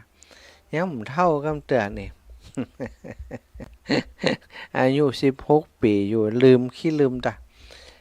จัดรายการเพลงมันออกบัดได้ปิดเพลงสกรรมโดสัตว์เนอะขอบคุณโยมแม่เพนณลำพูนนะไปศูนย์เพลงไปโดยนี่มันฟังบ่ฮู้เรื่องนะขอบคุณแฟนรายการที่เป็นยามเผ่าสถานีด้วยกันจบลงไปเนาะของท่านอาจารย์เสน่ห์กาลงเป็นธรรมบรรณาการในแบบฉบับเป็นอัตลักษณ์ส่วนตัวของท่านเป็นข้าวธรรมกำเมืองต้องขอบคุณเป็นอย่างสูงเน้อที่เมตตามาแบ่งปันมาพบปะมาเผยแผ่ด้วยกันเนาะเอาสารธรรมดีๆมาแบ่งปันให้กับศรัทธาญาติโยมในรายการที่อาตมารับผิดชอบอยู่ศรัทธาก็พยายามจะเปิดโอกาสให้ครูบาอาจารย์หลายรูปหลายองค์ได้มีพื้นที่เนาะที่คนที่เปิดมีความรู้ความสามารถได้มีพื้นที่มาจัดรายการอยู่ด้วยกันในเวลานี้ปกติแล้วครูบาอาจารย์ก็พลัดเวียนเปลี่ยนกันอย่างวันพุธนี่ก็สลับกันเนาะตั้งแต่ต้นเดือนอย่างวันพุธทุกวันพุธเปิ่นจะแบ่งเป็น4พุธครูบาอาจารย์ก็สลับกันมาออกแต่รายการของอาตมานี่ได้รับเมตตาจากท่านอาจารย์ใหญ่พระครูอภิวัฒนวิกรมมอบให้ทุกวันอังคารก็เลยคิดว่าถ้าจัดคนเดียวมันก็ศรัทธาก็ได้อรรถรสหรือว่าได้ข้อธรรมจากอาตมาเพียงรูปเดียวแต่ถ้าว่าเฮาหมุนเวียนหาครูบาอาจารย์ที่เปิ้นมีความรู้ความสามารถสลับซับเปลี่ยนมาออกรายการด้วยกันก็จะเปิดพื้นที่ให้ครูบาอาจารย์ด้วยเปิดพื้นที่ให้กับครูบาและศรัทธาญาติโยมได้ฟังสิ่งใหม่ๆจากครูบาอาจารย์แต่ละรูปแต่ละองค์เนาะโดยเฉพาะท่านอาจารย์เสน่ห์กาหลงใจบริการกันมาบ่อยละนะก็ต่อไปศรัทธาญาติโยมก็คงจะมีการเพิ่มครูบาอาจารย์ที่จะมาเป็นแขกรับเชิญในแต่ละวันอังคารก็อาจจะสลับกันอาจารย์เสน่ห์กาหลงก็อาจจะได้สัก2 อังคารเนาะอีกรูปหนึ่งถ้ามีมาก็ถ้าสมมติว่ามี4 รูปก็แบ่งกันอาคารละ1รูปก็ว่ากันไป แต่ถ้าบ่มีไผนัก ก็อาจารย์เสน่ห์กาหลงสลับสับเปลี่ยนกับรูปอื่นๆที่จะเข้ามาร่วมรายการด้วยกันต่อไปตั้งหน้าเนาะได้กับปรึกษาหารือกับครูบาอาจารย์ขออนุญาตท่านอาจารย์ใหญ่ตั้งแต่แรกแล้วนะก่อนที่จะนิมนต์ครูบาอาจารย์รูปอื่นๆมาจัดรายการตัวอย่างเมืองฝางที่ผ่านมาได้กราบเมตตาท่านอาจารย์ภาวินทรวัดต้นซ่านเนาะวัดต้นซ่านเมศูนย์จ้ะวัดต้นซ่านยมแม่บัวพัดกุหลันนะก็ได้มาออกรายการตัว2-3 ครั้งนะก็ห่างหายกันไปเมินอาละเหมือนกันเดี๋ยวก็จะติดต่อท่านอาจารย์เปิ่นเทศเป็ดทำเมืองเทศบรรยายได้ดีเป็นพระหนุ่มเหมือนกันแต่พรรษาอาวุโสกว่าอาตมาเยอะนะท่านอาจารย์เสน่ห์กาหลงนี่ก็พรรษาสูงสถาตอนนี้นะก็คงจะเป็นข่าวดีของเจ้าเมืองพานเนะวันก่อนได้มีโอกาสได้ไปแอวเมืองพานเนะศรัทธาญาติโยมมีอยากจะไปเยี่ยมท่านในอำเภอพานเนาะอำเภอเมืองพานในอำเภอพานซึ่งท่านเป็นนายอำเภออยู่ที่อำเภอแม่ขจานนะในอำเภอวุฒิกรคำมาเนาะอยู่ที่แม่ขจานมาก่อนแล้วก็ย้ายไปในอำเภอเวียงป่าเป้าไม่ใช่แม่ขจานพบกันที่แม่ขจานไปว่าเปิดอำเภอแม่ขจานอำเภอเวียงป่าเป้าตอนเปิ้นไปรับราชการไปรับตำแหน่งที่อำเภอพานใหม่ๆนั้นครูบาอาจารย์ตังเวียงป่าเป้าและเขื่อนสีขาวก็ไปให้กำลังใจเปิ้นอยู่เพราะว่าได้ร่วมงานด้วยกันที่ดอยนางแก้วสถาอีปอยแม่แล้วก็วันก่อนนั้นนะก็ได้ไปเยี่ยมพี่น้องศรัทธาที่เป็นแฟนรายการคลื่นสีขาวของเฮาเจ้าเมืองพานซุ่มไปเอาก็ซุ่มไปถูกตีถูกตั้ง เป็นบุญเป็นวาสนาได้ไปที่บ้านโยมแม่ศรีนวลโยมแม่นวลแม่ศรีนการเนาะแม่นวลศรีนการเป็นคนบ้านสันละกรสถาบ้านสันละกรตำบลจะเป็นตำบลสันละกรด้วยหรือไม่เนาะตำบลสันละกรอำเภอพานจังหวัดเชียงรายโยมแม่เป็นคนลำปางนะสถาเปิ้นพี่น้องชาวลำปางของเฮาเนี่ยเปิ้นอพยพไปทำมาหากินอยู่ที่เมืองพานเยอะต่างจังหวัดอื่นๆจังหวัดลำพูนก็มีจังหวัดเชียงใหม่ก็มีที่ไปอาศัยอยู่ที่เมืองพานไปลงรักปักฐานอยู่ที่ปุ้นนะต่างพี่น้องต่างเมืองง่าพี่น้องต่างเมืองง่าเมืองจีนี่ก็ไปบ้านสันมาเข็ดนี่เนาะของอำเภอจังหวัดลำพูนนะก็ไปอยู่ตังปุ้นอยู่ใจจื่อหมู่บ้านเหมือนกับหมู่บ้านเดิมของเปิ่นก็มีเนาะบ้านตังลำปางที่ไปอยู่นี่ส่วนใหญ่จะไปอยู่ที่บ้านสันละกรสถาละกรก็มาจากละกรลำปางเนี่ยนะคนบ้านละกรลำปางส่วนใหญ่ก็จะเป็นพี่น้องตังบ้านสีหมดเกล้าแล้วก็บ้านหนองยางที่ไปอยู่ปุ้นแม่นวลเขาแม่สีนวลเขานี่ก็เป็นคนตังเพะตังหนองยางอย่างเพะนะไปอยู่ปุ้นแต่ไปอยู่ตั้งแต่น้อยๆมาแล้วติดตามพ่อแม่เปิ้นไปอยู่ที่ปุ้นสถาญาติพี่น้องก็อยู่ที่หนองยางนี่เยอะอยู่เปิ้นได้ไปต้อนรับอาตมาตั้งใจไปแอวหาโยมแม่แต่ตั้งครูบาอาจารย์ท่านอาจารย์ตุปีขวัญเนาะตุปีขวัญท่านอาจารย์มหาเป็นมหาปรริญญาเหมือนกันซึ่งได้ราชทินนามใหม่เป็นพระครูปริยัติภัทรกิจพระครูปริยัติภัทรกิจเป็นสมภารเจ้าอาวาสวัดสันละกรแล้วก็เป็นเจ้าคณะตำบลสันละกรโดยสถาจะแม่นตำบลสันละกรหรือแม่น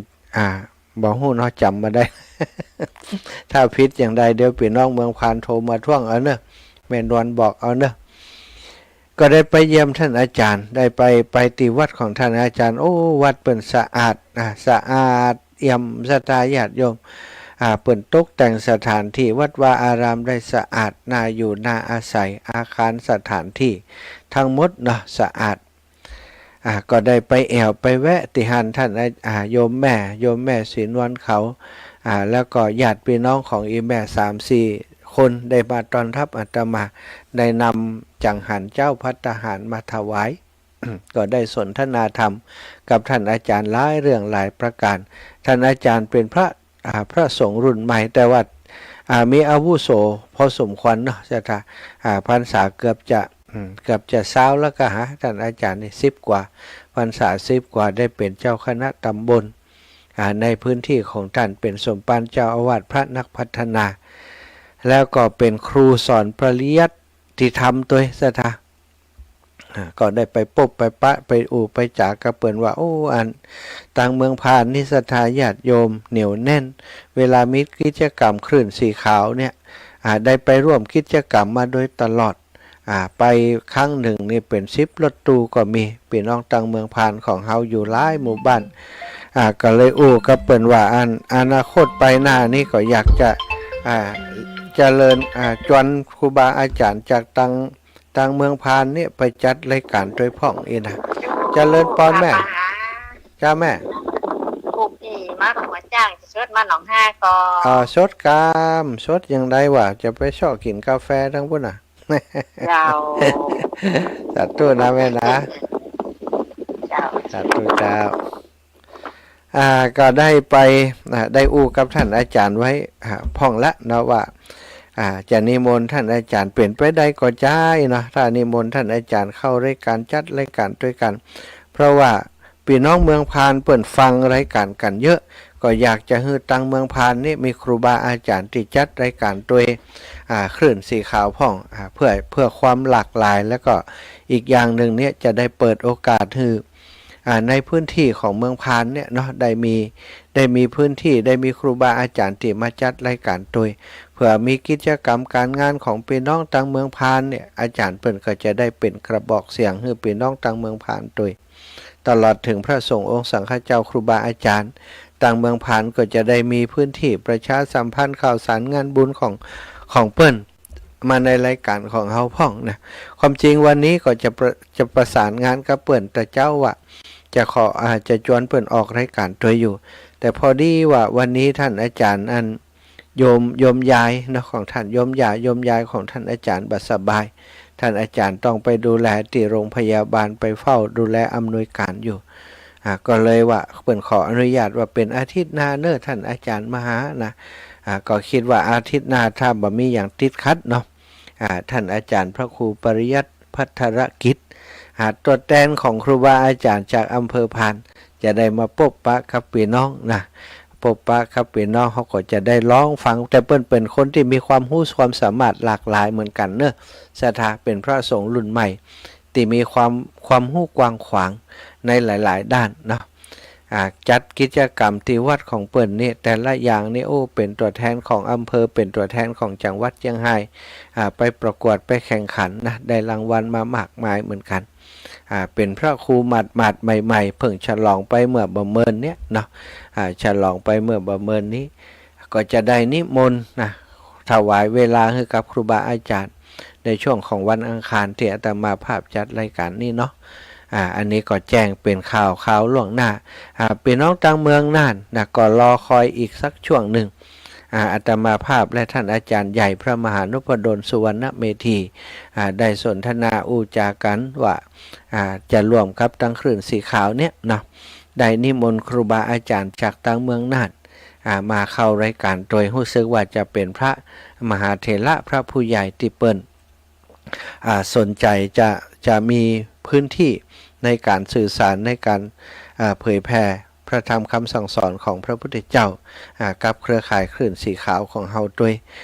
ถ้าเป็นไปได้ก็คงจะกว้างขวางไปต่างเมืองน่านแถมเยอะอยู่สถาครูบาอาจารย์ต่างเมืองน่านเปิ้นก็มีหลายรูปหลายองค์มีความรู้ความสามารถเป็นพระมหาเถระพระเถระผู้ใหญ่หลายรูปหลายองค์แล้วก็ต่างเมืองน่านก็มีวิทยาลัยสงฆ์ตัวสถาอันนี้ก็คิดว่าตั้งหน้าถ้าโอกาสตั้งหน้าครูบาอาจารย์ต่างเมืองน่านเนาะเข้ามาอยู่ในเครือข่าย สายบุญด้วยกันนะศรัทธาพี่น้องต่างเมืองนั่นก็จะได้มีกำลังใจเพิ่มขึ้น มีครูบาอาจารย์ในพื้นที่มาจัดรายการวันหน้าถ้าเป็นไปได้อาตมาก็จะถ้าตั้งครูบาอาจารย์พระผู้ใหญ่ตั้งปุ้นนะเปิ่นพร้อมก็อาจจะขอเมตตาครูบาอาจารย์ท่านพระครูอภิวัตรได้ช่วยกันพิจารณาอาจจะมอบเวลาพุธต้นเดือนหรืออังคารต้นเดือนกาอังคารปลายเดือนกาก็จะมอบเป็นอย่างอีไปเนาะวันหน้านะแต่คงจะ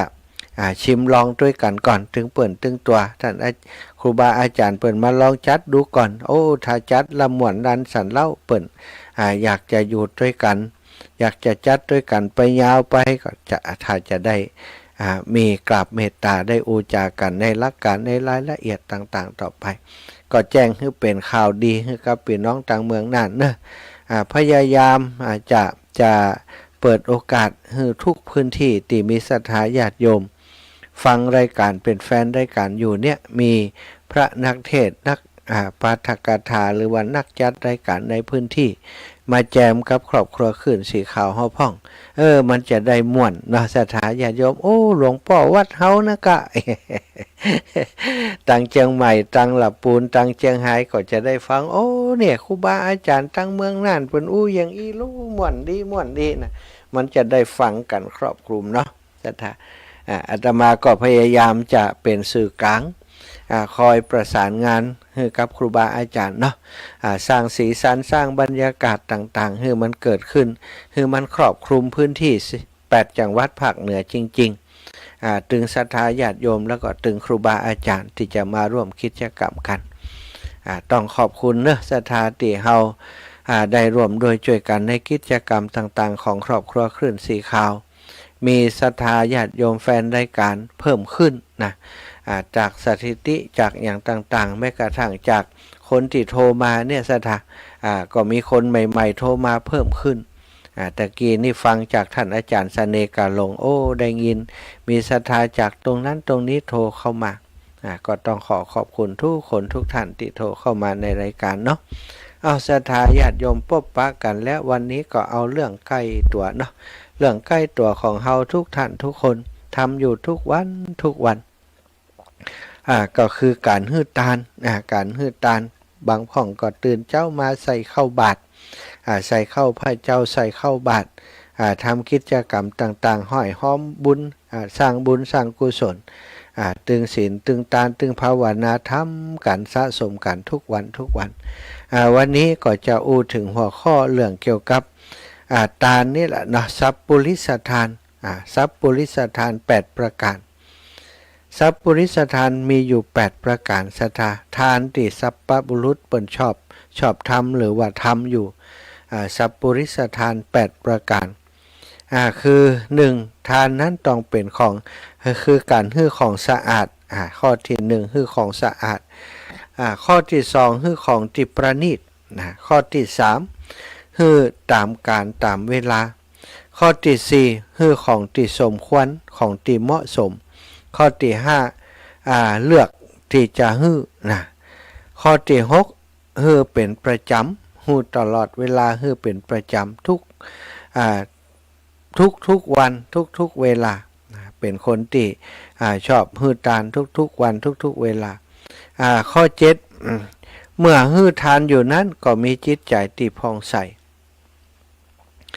ข้อที่8ฮื้อแล้วก็ดีใจอันนี้คือลักษณะของทรัพย์ปุริสทานศรัทธาพระพุทธองค์ทรงตรัสว่าสัตตบุรุษย่อมฮื้อทานคือข้าวและน้ำที่สะอาดที่ประณีตตามการสมควรเนืองตามการที่สมควรเนืองก็คือตลอดเวลาประจำศรัทธาในผู้ประพฤติพรหมจรรย์ผู้เป็นเขตหรือว่าเป็นนาบุญที่ดีบริจาคของมากแล้วก็บ่รู้สึกเสียดายผู้มีปัญญาหันแจ้งแล้วย่อมสรรเสริญทานที่สัพพบุรุษฮือแล้วอย่างนี้นักปราชญ์บัณฑิตผู้มีศรัทธามีใจอันสละแล้วบริจาคทานอย่างนี้แล้วย่อมเข้าถึงโลกอันมี ความเบียดเบียนอันบ่มีความเบียดเบียนผู้ให้ทานแบบนี้ย่อมจะถึงซึ่งความสุขในทุกวันทุกเวลานี่สถาสัพปริสทานอีกอย่างหนึ่งมีอยู่5ประการลักษณะสัพปริสทานอีก5ประการคือข้อที่1สัตตบุรุษย่อมให้ทานด้วยศรัทธาอันนี้ต้องมาเป็นลำดับแรกต้องให้ด้วยศรัทธาขั้นให้ทานโดยศรัทธาแล้วย่อมเป็นผู้มั่งคั่งผู้มีทรัพย์มากเป็นผู้มีโภคะมากและก็เป็นผู้ที่มีรูปร่างสวยงามน่าดูน่าเลื่อมใสผิวพรรณวรรณะผ่องใสพุทธผ่องใสในที่ทานนั้นบังเกิดขึ้นนี่ศรัทธาคนที่สัตตบุรุษให้ทานด้วยศรัทธานั้นเปิ่นย่องถึงพร้อมโดยความเป็นผู้มีทรัพย์มีโภคทรัพย์รูปร่างหน้าตาก็สวยงามผิวพรรณวรรณะผ่องใสน่าเลื่อมใสศรัทธาข้อที่2สัพปริสทาน5ข้อที่2ย่อมให้ทานโดยเคารพอันนี้ก็ให้ทานโดยความเคารพมีศรัทธาเวลามีศรัทธาแล้วเวลาจะให้ทานก็ต้องให้โดยความเคารพบัจเจว่าให้เหมือนกันแต่ให้กำจงกำทิ้งอย่างอีกเป็นการให้ทานเหมือนกันแต่ให้ทานแบบนั้นแบบกำจงกำโยนให้ทานโดยความบ่เคารพศรัทธาบุคคลผู้ให้ทานโดยความเคารพขั้นให้ทานโดยความเคารพแล้วย่อมเป็นผู้ตีมั่งคั่งมีทรัพย์มากมีโภคะมากและเป็นผู้มีบุตรภรรยาทาสคนใจหรือว่าคนงานเป็นผู้เชื่อฟังคอยสดับรับฟังคำสั่งต่างๆตั้งใจใคร่รู้ในที่ทานนั้นเพลฮือผลสตาคนที่ฮือทานโดยความเคารพนี่แน่นอนย่อมจะมีโภคะมากมีทรัพย์สมบัติมากบุตรภรรยาข้าทาสบริวารหรือว่าคนในหน่วยงานองค์กรนั้นมักจะฮือความเคารพเชื่อฟังจะจะสั่งยั้งเขาก็ตั้งใจฟังใครรู้ในสิ่งที่เจ้านายสั่งข้อที่3สัพปริสทาน5ประการข้อที่3ย่อมให้ทานโดยการอันควรอันนี้เป็นสิ่งสำคัญอย่างหนึ่งในการให้ทานการอันควรขั้นให้ทานโดยการอันควรแล้วคนผู้นั้นย่อมเป็นผู้มั่งคั่งมีทรัพย์มากมีโภคะมากและย่อมเป็นผู้ที่มีความต้องการที่เกิดขึ้นตามการบริบูรณ์ในที่ทานนั้นให้ผลทานโดยการอันควรนั้นศรัทธาอยากจะถวายข้าวน้ำโภชนาอาหารแก่พระสงฆ์องค์สังฆเจ้าเอาไปถวายเปิ้นบรรแลงอย่างมันก็หมดเวลามันบัดใจการอันควรอย่างเช่นการละทานเนี่ยการให้การทำบุญกฐินทานเนี่ยศรัทธาก็จะต้องเป็นช่วงที่เปิดโอกาสเป็นกฐินทานออกพรรษาแล้ว1เดือนเท่านั้นจะไปให้ทานกฐินช่วงเวลาอื่นก็ถูกต้องให้ทานในการอันควรถ้าเข้าไปวัดตอนบ่ายควรจะมีน้ำปนะกะอย่างไปอันนี้ก็ว่าถือว่าการอันควรบางทีคณะตีหน้าฮ้อนนี่ศรัทธาญาติโยมเอาผ้าห่มผ้านวมไปให้เปิ้น อันนี้มันก็ไม่ใช่การอันควรต้องดูว่าอะไรควรให้ในช่วงจังหวะไหนมันเหมาะสมในช่วงจังหวะไหนอันนี้เรียกว่าการอันควรข้อที่4เป็นผู้ที่มีจิตอนุเคราะห์แล้วก็ให้ทานนี่เป็นผู้มีจิตอนุเคราะห์แล้วก็ให้ทานย่อมเป็นผู้มั่งคั่งมีทรัพย์มากมีโภคะมากแล้วเป็นผู้มีจิตที่น้อมไปเพื่อจะเพื่อบริโภคมั่มไปเพื่อบริโภคกรรมคุณสูงยิ่งขึ้นในที่ทานนั้นผลให้ผลการให้ทานโดยจิตอนุเคราะห์นี่ศรัทธาญาติโยมหันเปิ่นลำบากหรือว่าหันพระสงฆ์องค์สังฆเจ้าจีวรขาดก็ดีบ่มีผ้าอาบน้ำฝนก็ดีอัตคัดสนเรื่องอะไรอย่างหันแล้วหู้แล้วก็มีจิตใจอนุเคราะห์ นะไปช่วยเหลือไปสงเคราะห์เปิ่นบ่มีอาหารการคบฉันที่ดีก็ทำอาหารการคบฉันไปถวายเปิ่นป่วยเปิ่นไข้ก็เอาคีลานะเภสัชเอายุกเอายาไปถวายอันนี้เรียกว่าเป็นผู้ให้ทานโดยจิตใจที่อนุเคราะห์พร้อมที่จะสงเคราะห์คนที่เปิ่นลำบาก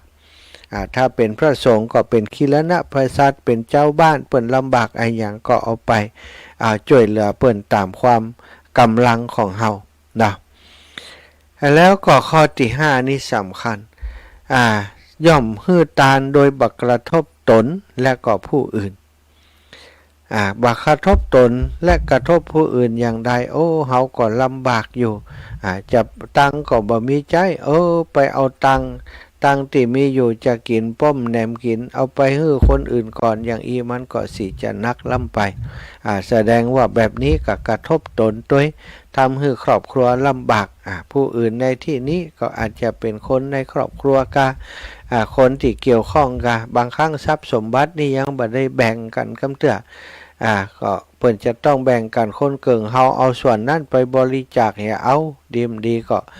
กระทบกระทั่งกันเป็นคดีเป็นความกันขึ้นมาก็เป็นได้ฉะนั้นการให้ทานโดยบักระทบตนและผู้อื่นนั้นย่อมทำให้คนที่ให้ทานนั้นจะเป็นผู้ที่มั่งคั่งมีทรัพย์มากมีโภคะมากและย่อมเป็นผู้บริโภคทรัพย์บ่มีพยานอันตรายมาจากที่ในคือมาจากไฟจากน้ำจากพระราชาจากโจรจากคนบ่เป็นที่รักหรือจากทายาทของเฮาในที่ทานนั้นคือผลนี่ศรัทธาสำคัญอันนี้ก็คือสัพปุริสถาน5ประการอันนี้ทายกผู้จะให้เป็นผู้ทายกผู้ให้โภชนะเป็นทานโภชนะอาหารกาน้ำดื่มกาอย่างต่างๆกาอาหารถวายแก่พระสงฆ์องค์สังฆเจ้าหรือว่าคนที่ป่วยทุกข์ได้ยากต่างๆผู้ที่ให้โภชนะอาหารเป็นทานชื่อว่าให้ฐานะ5อย่างแก่ผู้รับหรือว่าผู้ที่เป็นปฏิฆาหกให้โภชนะเป็นทานชื่อว่าให้ฐานะ5อย่างแก่ปฏิฆาหกก็คือ1ให้อายุ2ให้วรรณะ3ให้ความสุขข้อ4ให้กำลังข้อ5ให้ปฏิภาณอย่างที่เวลาเปิ่นให้ปอนและสตาให้มีอายุวรรณะสุขภละปฏิภาณท่านอาสารสมบัติให้ได้การกุ่งลุงเรืองจุหนังจุประการก็มาจากกำเนื้อทายกผู้ที่ให้โภชนะเป็นทานอาหารเป็นทานชื่อว่าให้ฐานะ5อย่างคืออายุวรรณะสุขและก็กำลังทั้งปฏิภาณ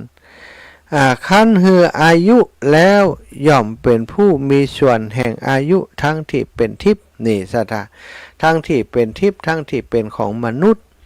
ขั้นเฮาฮื้อวรรณะแล้ววรรณะผิวพรรณเนี่ยเปิ้นได้กินข้าวกินน้ำวรรณะผิวพรรณก็ผ่องใสเฮาก็ย่อมเป็นผู้ที่มีส่วนแห่งวรรณะทั้งที่เป็นทิพย์ทั้งที่เป็นของมนุษย์ที่เป็นทิพย์ก็ปุ่นศรัทธาเมื่อเฮาตายไปแล้วอยู่ในสวรรค์วรรณะผิวพรรณก็พุทธผ่องใส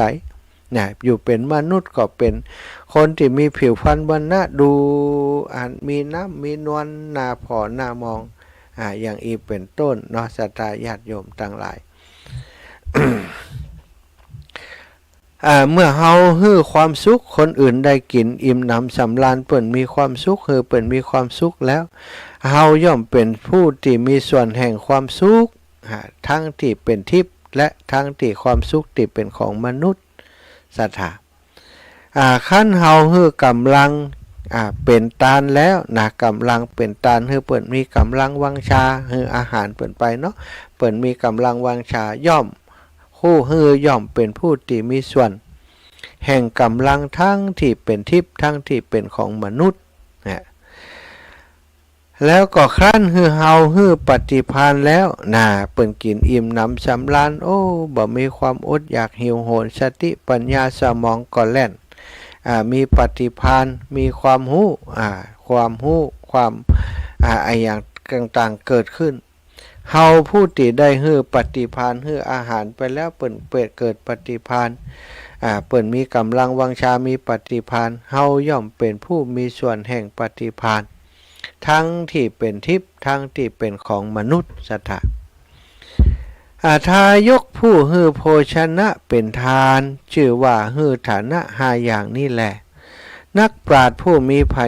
ญญาฮืออายุย่อมได้อายุฮือกำลังย่อมได้กำลังฮือวรรณะย่อมได้วรรณะวรรณะก็คือผิวพรรณสถาฮือปฏิภาณย่อมได้ปฏิภาณฮือความสุขก็ย่อมจะได้ความสุขขั้นฮืออายุกำลังวรรณะสุขและปฏิภาณแล้วจะเกิดในที่ใดๆย่อมเป็นผู้มีอายุยืนมียศถาบรรดาศักดิ์สถาเราจะหันว่าโอ้คนที่เปิดมียศมีเกียรติมียศมียศถาบรรดาศักดิ์มีทรัพย์สมบัติต่างๆนั้นก็บ่ใช่เกิดขึ้นได้บังเอิญนะสถามันต้องเกิดจากบุญที่เปิดอบรมสั่งสมมานั่นเอง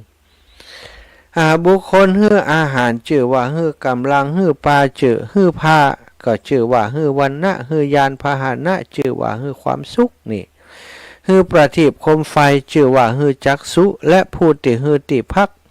พาที่พึ่งพาอาศัยชื่อว่าฮื้อทุกสิ่งทุกอย่างส่วนผู้ที่พร่ำสอนธรรมะชื่อว่าฮื้ออมฤตธรรมนี่ศรัทธาอีปอยอีแม่ทั้งหลายบุคคลฮื้ออาหารชื่อว่าฮื้อกำลังจำฮื้อดีนะฮื้ออาหารชื่อว่าฮื้อกำลังฮื้อผ้าชื่อว่าฮื้อวรรณะนี่ผ้าปกปิดผิวพรรณเนี่ยทำฮื้อผิวพรรณผ่องใสฮื้อเสื้อผ้าชื่อว่าฮื้อวรรณะฮื้อยานพาหนะก็แสดงว่าฮื้อความสุขฮื้อประทีปโคมไฟอย่างที่เฮาตานเตียนกาหลอดเตียนไปตานเตียนตานบำรุงวัดวาโดยจะบริจาคกาน้ำกาไฟหรือว่าแม้กระทั่งเอาหลอดไฟไปถวายเอาสายไฟเอาอุปกรณ์ไฟฟ้าไปถวายวัดซึ่งจำเป็นจะต้องใช้นะศรัทธาก็เท่ากับว่าเฮาเพื่อจะเป็นผู้มีจักษุดีจักษุอันเป็นทิพย์นี่ผู้ที่ที่พักพาอาศัยชื่อว่าทุกอย่างที่พักพาอาศัยสำคัญศรัทธาถ้าที่พักพาอาศัยแก่คนได้ย่อมถือว่าเฮาตึงกำลังตึงวรรณะตึงความสุขแล้วก็มีจักษุนี่ ส่วนผู้ที่พร่ำสอนธรรมะแก่ผู้อื่นแก่คนอื่นชื่อว่าอมฤตธรรมอมฤตหรือว่าอมฤตธรรมอย่างที่ครูบาอาจารย์เปิดมาจัดรายการอยู่ตั้งคลื่นสีขาวของเฮาแต่ละวันเอาธรรมะมาแบ่งปันมาพร่ำมาสอนมาบอกมากล่าวก็ได้ชื่อว่าเป็นผู้อมฤตธรรมที่สำคัญนะศรัทธาผู้ที่มีส่วนเกี่ยวข้องทำครูบาอาจารย์ได้จัดรายการเจ้าของสถานีทุกสถานีนะที่ออกอากาศอยู่ในคณะนี้นี่เท่ากับว่าท่านทั้งหลายเนี่ยเป็นผู้ที่พร่ำสอนคนอื่นด้วยธรรมคนอื่นเอาธรรมะไปคนอื่นไปส่งคนอื่นก็ชื่อว่าท่านทั้งหลายเป็นผู้ที่อมฤตธรรมแก่คนทั้งหลายเป็นผู้ที่ช่วยกันเผยแผ่ธรรมของพระพุทธเจ้าอันนี้บุญใหญ่มหาศาลเหมือนกันนะสัทธาการทั้งหลายทั้งปวงนี้สรุปลงที่ว่าการธรรมะเป็นทานเป็นการที่ยิ่งใหญ่หมู่เฮาทั้งหลายฟังน้ำฟังธรรมฟังเรื่องราวดีแล้วมันเป็นประโยชน์เก็บเอาไว้ก้อนใกล้เอาไว้กับตัวเก่ามันก็บ่งอกบ่เงยแต่ว่าถ้าเอาไปแบ่งคนอื่นเมื่อใดนั้นไปบอกไปเล่าไปปั่นคนอื่นได้ฟังนั้นสิ่งเหล่านี้ก็จะงอกจะเงยเล่าบ่จ้างอาจารย์จำมาได้ก็จวนเปิดฟังวิทยุกะโอ้อีแม่โตอันตะคืนฟังเรื่องโน้นเรื่องนี้เป็นตาม่วนฮอบาเดียวโอ้ถึงวันนี้ฟังวิทยุคลื่นสีขาวม่วนมีครูบาอาจารย์หลายรูปหลายองค์เปิดมาเทศมาสอนเอาเรื่องนั่นเรื่องนี้มาโอ้เพลินไปอีแม่บักขึ้นนักละข้าเจ้าเดียวนี่เนี่ยเล่าให้เปิ่นฟังจากเฮาเป็นคนอารมณ์ร้อนกลายเป็นคนอารมณ์เย็นเป็นคนที่จากเป็นคนบ่ค่อยกับคน พอมาฟังธรรมะแล้วอยากจะแบ่งปันอยากจะชวนเฉินไปชวนเปิ่นอย่างอีก็เท่ากับว่าเฮานี่เป็นผู้ที่ คืออมฤตธรรมเหมือนกันนะศรัทธาญาติโยมฉะนั้นเฮาฟังแล้วคือเป็นประโยชน์ตัวเฮาแล้วก็เอาไปเป็นประโยชน์ต่อคนอื่นด้วยแบ่งปันกันบางพ่องบ้านนี้ตึ้มมีไฟฟังฟังกับอีแม่คนเดียวอย่างอันแสดงว่าเฮาช่างจวน ต้องมันจวนต้องขยันจวนนะการจวนคนทำคุณงามความดีถ้าเฮาจวนสำเร็จนะศรัทธาเป็นประโยชน์แก่เขาด้วยเป็นประโยชน์แก่ตัวเฮาด้วยเฮาก็เหมือนกับเป็นคนที่เผยแผ่พระพุทธศาสนาอีกส่วนหนึ่งนะข้อที่5พึงสร้างอาสลมอันเป็นที่รื่นรมยังผู้พระหูสูตรทั้งหลายให้ได้มาพำนักอยู่ที่นั้นพึงสร้างบ่อน้ำไว้ในป่าติกันดารน้ำและสะพานในที่เป็นลมเป็นหลุมพึงถวายข้าวน้ำของเคี้ยวผ้าและเสนาสนะคือท่านผู้ซื่อตรงทั้งหลายด้วยใจอันผ่องใสทายกผู้ที่มีศรัทธาเป็นบัณฑิตย่อมที่จะจัดหาโภชนาอาหารมาเลี้ยงวัดนิพกพเนจรคนหล่อนเหล่พเนจรคนทุกข์ได้ยากด้วยข้าวน้ำฮืออิ่มหนำบันเทิงใจเที่ยวไปในโรงทานสั่งว่าท่านทั้งหลายจงฮือท่านทั้งหลายจงฮือดังนี้และทายกนั้นบรรลือเสียงกระหึ่มเหมือนเสียงแห่งเมฆเมื่อฝนกำลังตกทานแห่งบุญอันไพบุญนั้นย่อมยังทายกผู้ฮือนั้นฮือชุ่มชื่นหัวใจนี่ศรัทธาญาติโยมลักษณะการฮือทานแล้วมันเกิดความสุขนี่เป็นทานแห่งบุญอันไพบุญนั้นย่อมยังทายกหรือว่าผู้ฮือนั้นมีความชุ่มอกชุ่มใจชื่นใจบานใจเบิกบานใจองค์6ของแห่งทักษิณาทานทานอีกแบบหนึ่งเป็นเรียกว่าทักษิณาทานทักษิณาทานประกอบด้วยองค์6ประการที่เราจะฮือนั้นนะองค์6ประการ3อย่างนั้น3ประการนั้นเป็นเรื่องของผู้ทายกผู้ฮือทายกก่อนจะฮือทานต้องเป็นผู้มีใจดีก่อนใจดีต้องมาก่อนนะใจดีก่อนกำลังฮือทานอยู่ก็มีจิตติเลื่อมใสใจก็เลื่อมใสเมื่อฮือทานแล้วก็ยังปลื้มใจนึกถึงบุญทานที่ทำไปจิตใจกระจุ่มอึกมึกจื่นใจอันนี้องค์ที่3อย่างนี้เป็นของผู้ที่ฮือส่วนแห่ง3อย่างคือของผู้รับ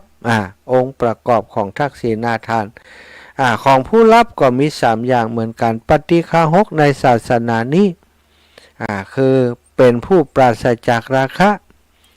หรือปฏิบัติเพื่อกำจัดราคะก็อย่างพระสงฆ์องค์สังฆเจ้าทั้งหลายนี้เป็นผู้ที่ปราศจากราคะก็มีเป็นผู้ที่กำลังปฏิบัติเพื่อจะกำจัดราคะกิเลสก็มีศรัทธาข้อที่2จะต้องเป็นผู้ที่ปราศจากโทสะหรือปฏิบัติเพื่อจะกำจัดโทสะ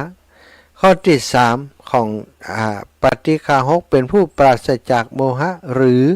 ปฏิบัติเพื่อจะกำจัดโมหะออกจากจิตจากใจอันนี้คือองค์3ประการของปฏิฆาหกศรัทธาทักษิณาทานที่ประกอบด้วยองค์6ประการย่อมจะมีผลมากมีอานิสงส์มากนะโดยประการอย่างนี้การถือประมาณบุญแห่งทักษิณาทานที่ประกอบด้วยองค์6ประการอย่างนี้ว่าห่วงบุญห่วงกุศลมีประมาณเท่านี้นำสุขมาฮื้อมีอารมณ์เป็นเลิศมีสุขเป็นผลเป็นไปเพื่อสวรรค์ย่อมเป็นไปเพื่อสิ่งที่น่าปรารถนาน่าใคร่น่าพอใจประโยชน์ย่อมเกิดประโยชน์เกื้อกูลเพื่อบุญเพื่อความสุขดังนี้บ่ใจทำได้อย่างง่ายศรัทธาอิปอยแมททั้งหลายโดยที่แท้บุญแห่งทักษิณาทานนั้นย่อมถึงการนับว่าเป็นห่วงบุญเป็นห่วงกุศลที่จะนับบ่ได้ประมาณบ่ได้เป็นกองบุญใหญ่เลยทีเดียวศรัทธาเปรียบเหมือนการถือเอาประมาณแห่งน้ำในมหาสมุทรว่าเท่านี้เป็นคู่เป็นไหเป็นถ้วยเป็นตวงนี่เท่านี้กี่ร้อย ร้อยกี่พันถ้วยตวงนั้น จะได้นักได้น้อยต่อใดเฮาด่าทานนับน้ำในมหาสมุทรว่ามีกี่ลิตรกี่ถังนี่สัทธาบ่ใจเรื่องที่ทำได้ง่ายโดยที่แท้น้ำในมหาสมุทรย่อมถึงการนับว่าเป็นห่วงน้ำที่จะนับบ่ได้ประมาณบ่ได้ห่วงน้ำใหญ่ทีเดียวก็เป็นชะนี้ทายกก่อนแต่จะฮือตานเป็นผู้ดีใจเป็นผู้มีใจดีกำลังฮือตานอยู่ย่อมมีจิตเลื่อมใสขั้นฮือทานแล้วย่อมปลื้มใจอันนี้เป็นคุณสมบัติเป็นยันสมบัติซะท่าที่จะทำให้เฮาทั้งหลายเนี่ยทั้งทายกและปฏิฆาหกเนี่ยไปสู่ไปเป็นผู้ที่มีความสุขเวลาการฮือตานต่างๆทายกผู้มีปัญญามีศรัทธาเป็นบัณฑิต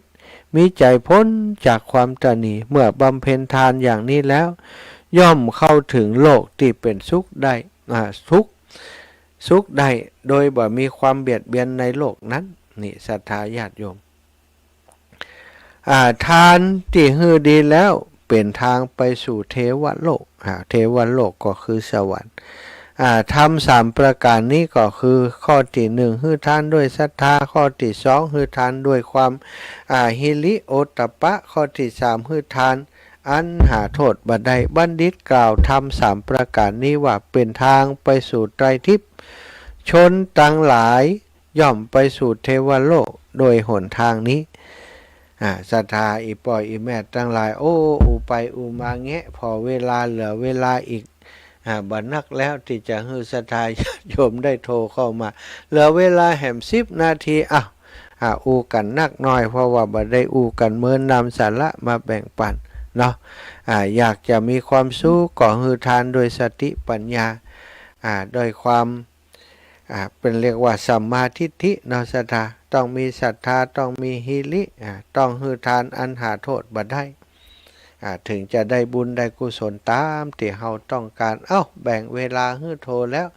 0808844173 0808844173นะ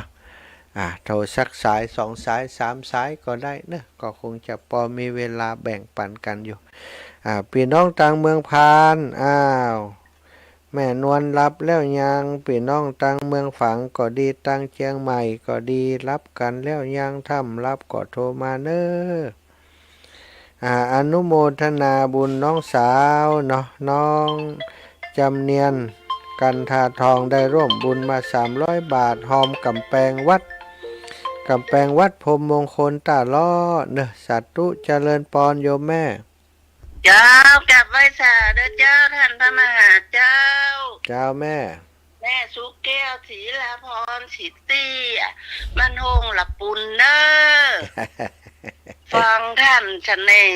มหาชนเนกะลงผู้ทดต่ออายุคนเท่านะเจ้าดีแล้วสาธุโอ้ยได้เคยหัวโตยเจ้าแม่ดีแล้วเนาะสมวนโตยเจ้าขึ้น 98.75 วัดห้วยจ่องซักเด้อเจ้าเด้อสาธุเย็นนี่เด้อเจ้าเด้อสาธุเจ้าบุญรักษาเสียงดังฟังชัดเสียงใจบ่ใครรับกำแล้วนี่เจริญปอนรับไม่อย่างรับมันมีประโยชน์รับฟังเสียงอารมณ์ดีดีกว่าวันจันทร์ก็มาสักกรรมเลยวันจันทร์เนี่ยอันรับอันยาวไปเห็นน่ะแต่ว่าเก่งของนึงรู้ต้องลืมเป็นว่าอันนั่งเนี่ยการไปเนี่ยการมาลืมเป็นวันอาทิตย์แต่ว่าก็โทรหาก็ว่าห้ามโทรศัพท์ไม่มันเป็นจังใจบ่ฮู้นะบ่หันโทรมาลูกดังจัดมันว่าจะถามว่าจะเอาที่เพิ่มอยู่ก็ปีหน้าปีหน้าฟังอู้เดียก็ไปใช่แล้วจะเก็บแล้วนะว่าที่มีปลาเลอะแล้วนะเก็บไว้เลยได้จัดนักแล้วนะปีหน้าจะเอาไปให้ตุลุงแดงอีกไหมจ้าขอบคุณแม่นะบุญรักษารับดีละเจริญปอนเป็นน้องเมืองเงาลูกเป็นน้องเมืองเงาโทรมาแหมใหม่เนอะ พี่น้องเมืองงาวสายลุดไปมาแล้วพี่น้องนาเหลียงเมียงน่าน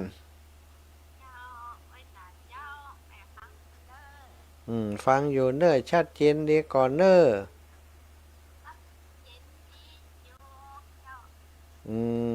ชัดเจนดีอยู่เนาะ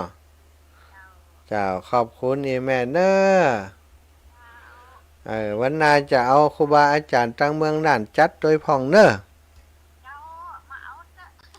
มาเอาเตอะสัตว์เอาปันกันคนน้อยสัตว์เจ้าโยมแม่เอาอันแม่ก้อมเมืองเงาหายไปแล้วเอาให้ไหมแม่ก้อมนี่3 รอบละนะครับตันติ๊กมาแล้วกำนี่ตันแล้วเอา แม่ก้อมมาชการเจ้าเอามาเงาเทรนเนอร์หน้ากากเมืองเงานี่อันเสาะหำได้ตั้มเดียวจวนหลวงป่อเจ้าคณะอำเภอก็ได้หลวงป่อร้องก็ได้อีป่อบ่มีเวลาอีเดี๋ยวก่อนเอาผ่านเลยขากันได้นะนั่นเล็กตั้งใดกดได้เนี่ยเดี๋ยวตึงมีเนาะถ้ามีทุกพื้นที่มันม่วนดีนะไปกันคนวันไปคนวันน่ะมาได้ไปสิกันมาทันผาเจ้ามันเป็นย่างอีแม่มันตรงกันเจ้าที่บ้านนี่เจ้ามันเป็นอย่างโอกาสทั้งหน้ามีอยู่เจ้าสาธุแม่นะปานกันคนน้อยเนอะปานกันคนน้อยแม่บัวลมหลังตลาดตั้งใดเจ้าหลังตลาดอำเภอพานนี่วันนั่นป้ากันก็ได้ป้าเจ้าบัตรตันเนาะน่ะกะไปผิดเวลากะเจ้าอยู่ที่อำเภอฮันเวลาจะได้ถึง10 โมงก็อย่างหู้ไหมตลาดพานเจ้าตลาดพานเนาะเข้าเจ้าแม่ป้ายมแม่ครูทองพูนอีจ๊ะปะกันอยู่ยมแม่ไปหาแม่ครูเปิ่นอยู่ในการท่านนะ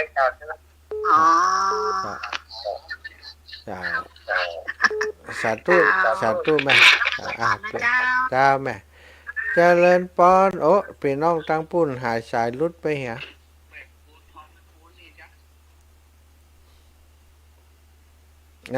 สายตั้งใดเมืองเป้าตะกี้สายลุดไปน่ะพี่น้องเมืองพร้าวแม่คำมวลทะกุลกิจอำเภอเปล่าอำเภอมะพร้าวจังหวัดเชียงใหม่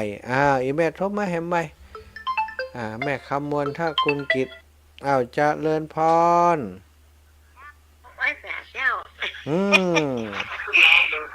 ได้เปลี่ยนฟังแล้วก็เ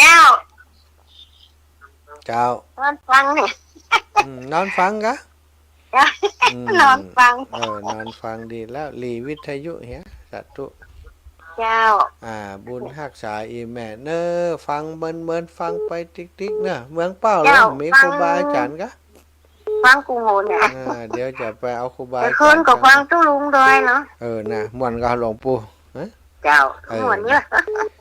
ใครมาฮู้ไปโทรถามเรื่องรถเรื่องยังฮู้เรื่องรถนี่ปุ่นอูกับครูบาอาจารย์ปุ่นเพื่อนกระถาด้วยเนาะกระถาดีเจ้าสาธุขอบคุณนี่แม่เจ้าสาธุนะเจ้าโยมแม่ไม่แต่เจ้าเจริญปอนแม่ตุ๋ยแม่สาเจ้าแม่ตุ๋ยบ้านแม่ห่างเนาะอยู่ห้างจอมไว้นะเจ้ามาบ้านมาเข้าพรรษาเจ้าล่ะมาบ้านแล้วกะเจ้าแม่บ้านแล้ววันอาทิตย์กับปิ๊กไปหาหมอเจ้าปิ๊กวันนั้นเจ้าพอหาที่อันพระธาตุเจ้า12 เมืองเจ้าไปแอวเจ้าอันนี้ผมได้ไปสักกรรมวันนั้นมีงานที่วัดบรรพตพอดีแม่มีงานตรงกันว่าจะหันได้ป้าเจ้าเจ้าบัดได้หันกันสักกรรมเนาะ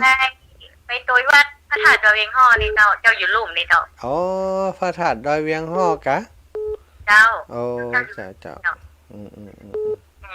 วันแรกวันแต่ก่อนเนาะเจ้าต้องมีวันพระมันจะมีวันเดียวจะตุ้นเนอร์บุญรักษานะ เจ้า กลับไม่สารนะเจ้า อ้าวสายสุดท้ายแม่วันนี้เทพพนมเจริญปอนโยมแม่ ไม่สารเจ้า เจ้า วันนั้นได้ไปเด้อวันนั้นน่ะ เลยไปหาทานหาสักกรรม เป็นยังสา อนุโมทนาเลยเด้อ สาธุโยมแม่บุญรักษาโยมแม่เนอะ เจ้า อ้าวศรัทธาญาติโยมทุกท่านทุกคนเวลาอาตมาภาพหมดแล้วหมดเวลาแล้วนะพบปะกันใหม่อังคารหน้าเนอะอังคารนี้ขอความสุขสวัสดีจงบังเกิดมีแก่สถานะบุญเท่าแก่อีปออีแม่ทุกท่านทุกคนเนอะจัตตารโอธรรมาวัฏันติอายุวันโนสุขังพระลา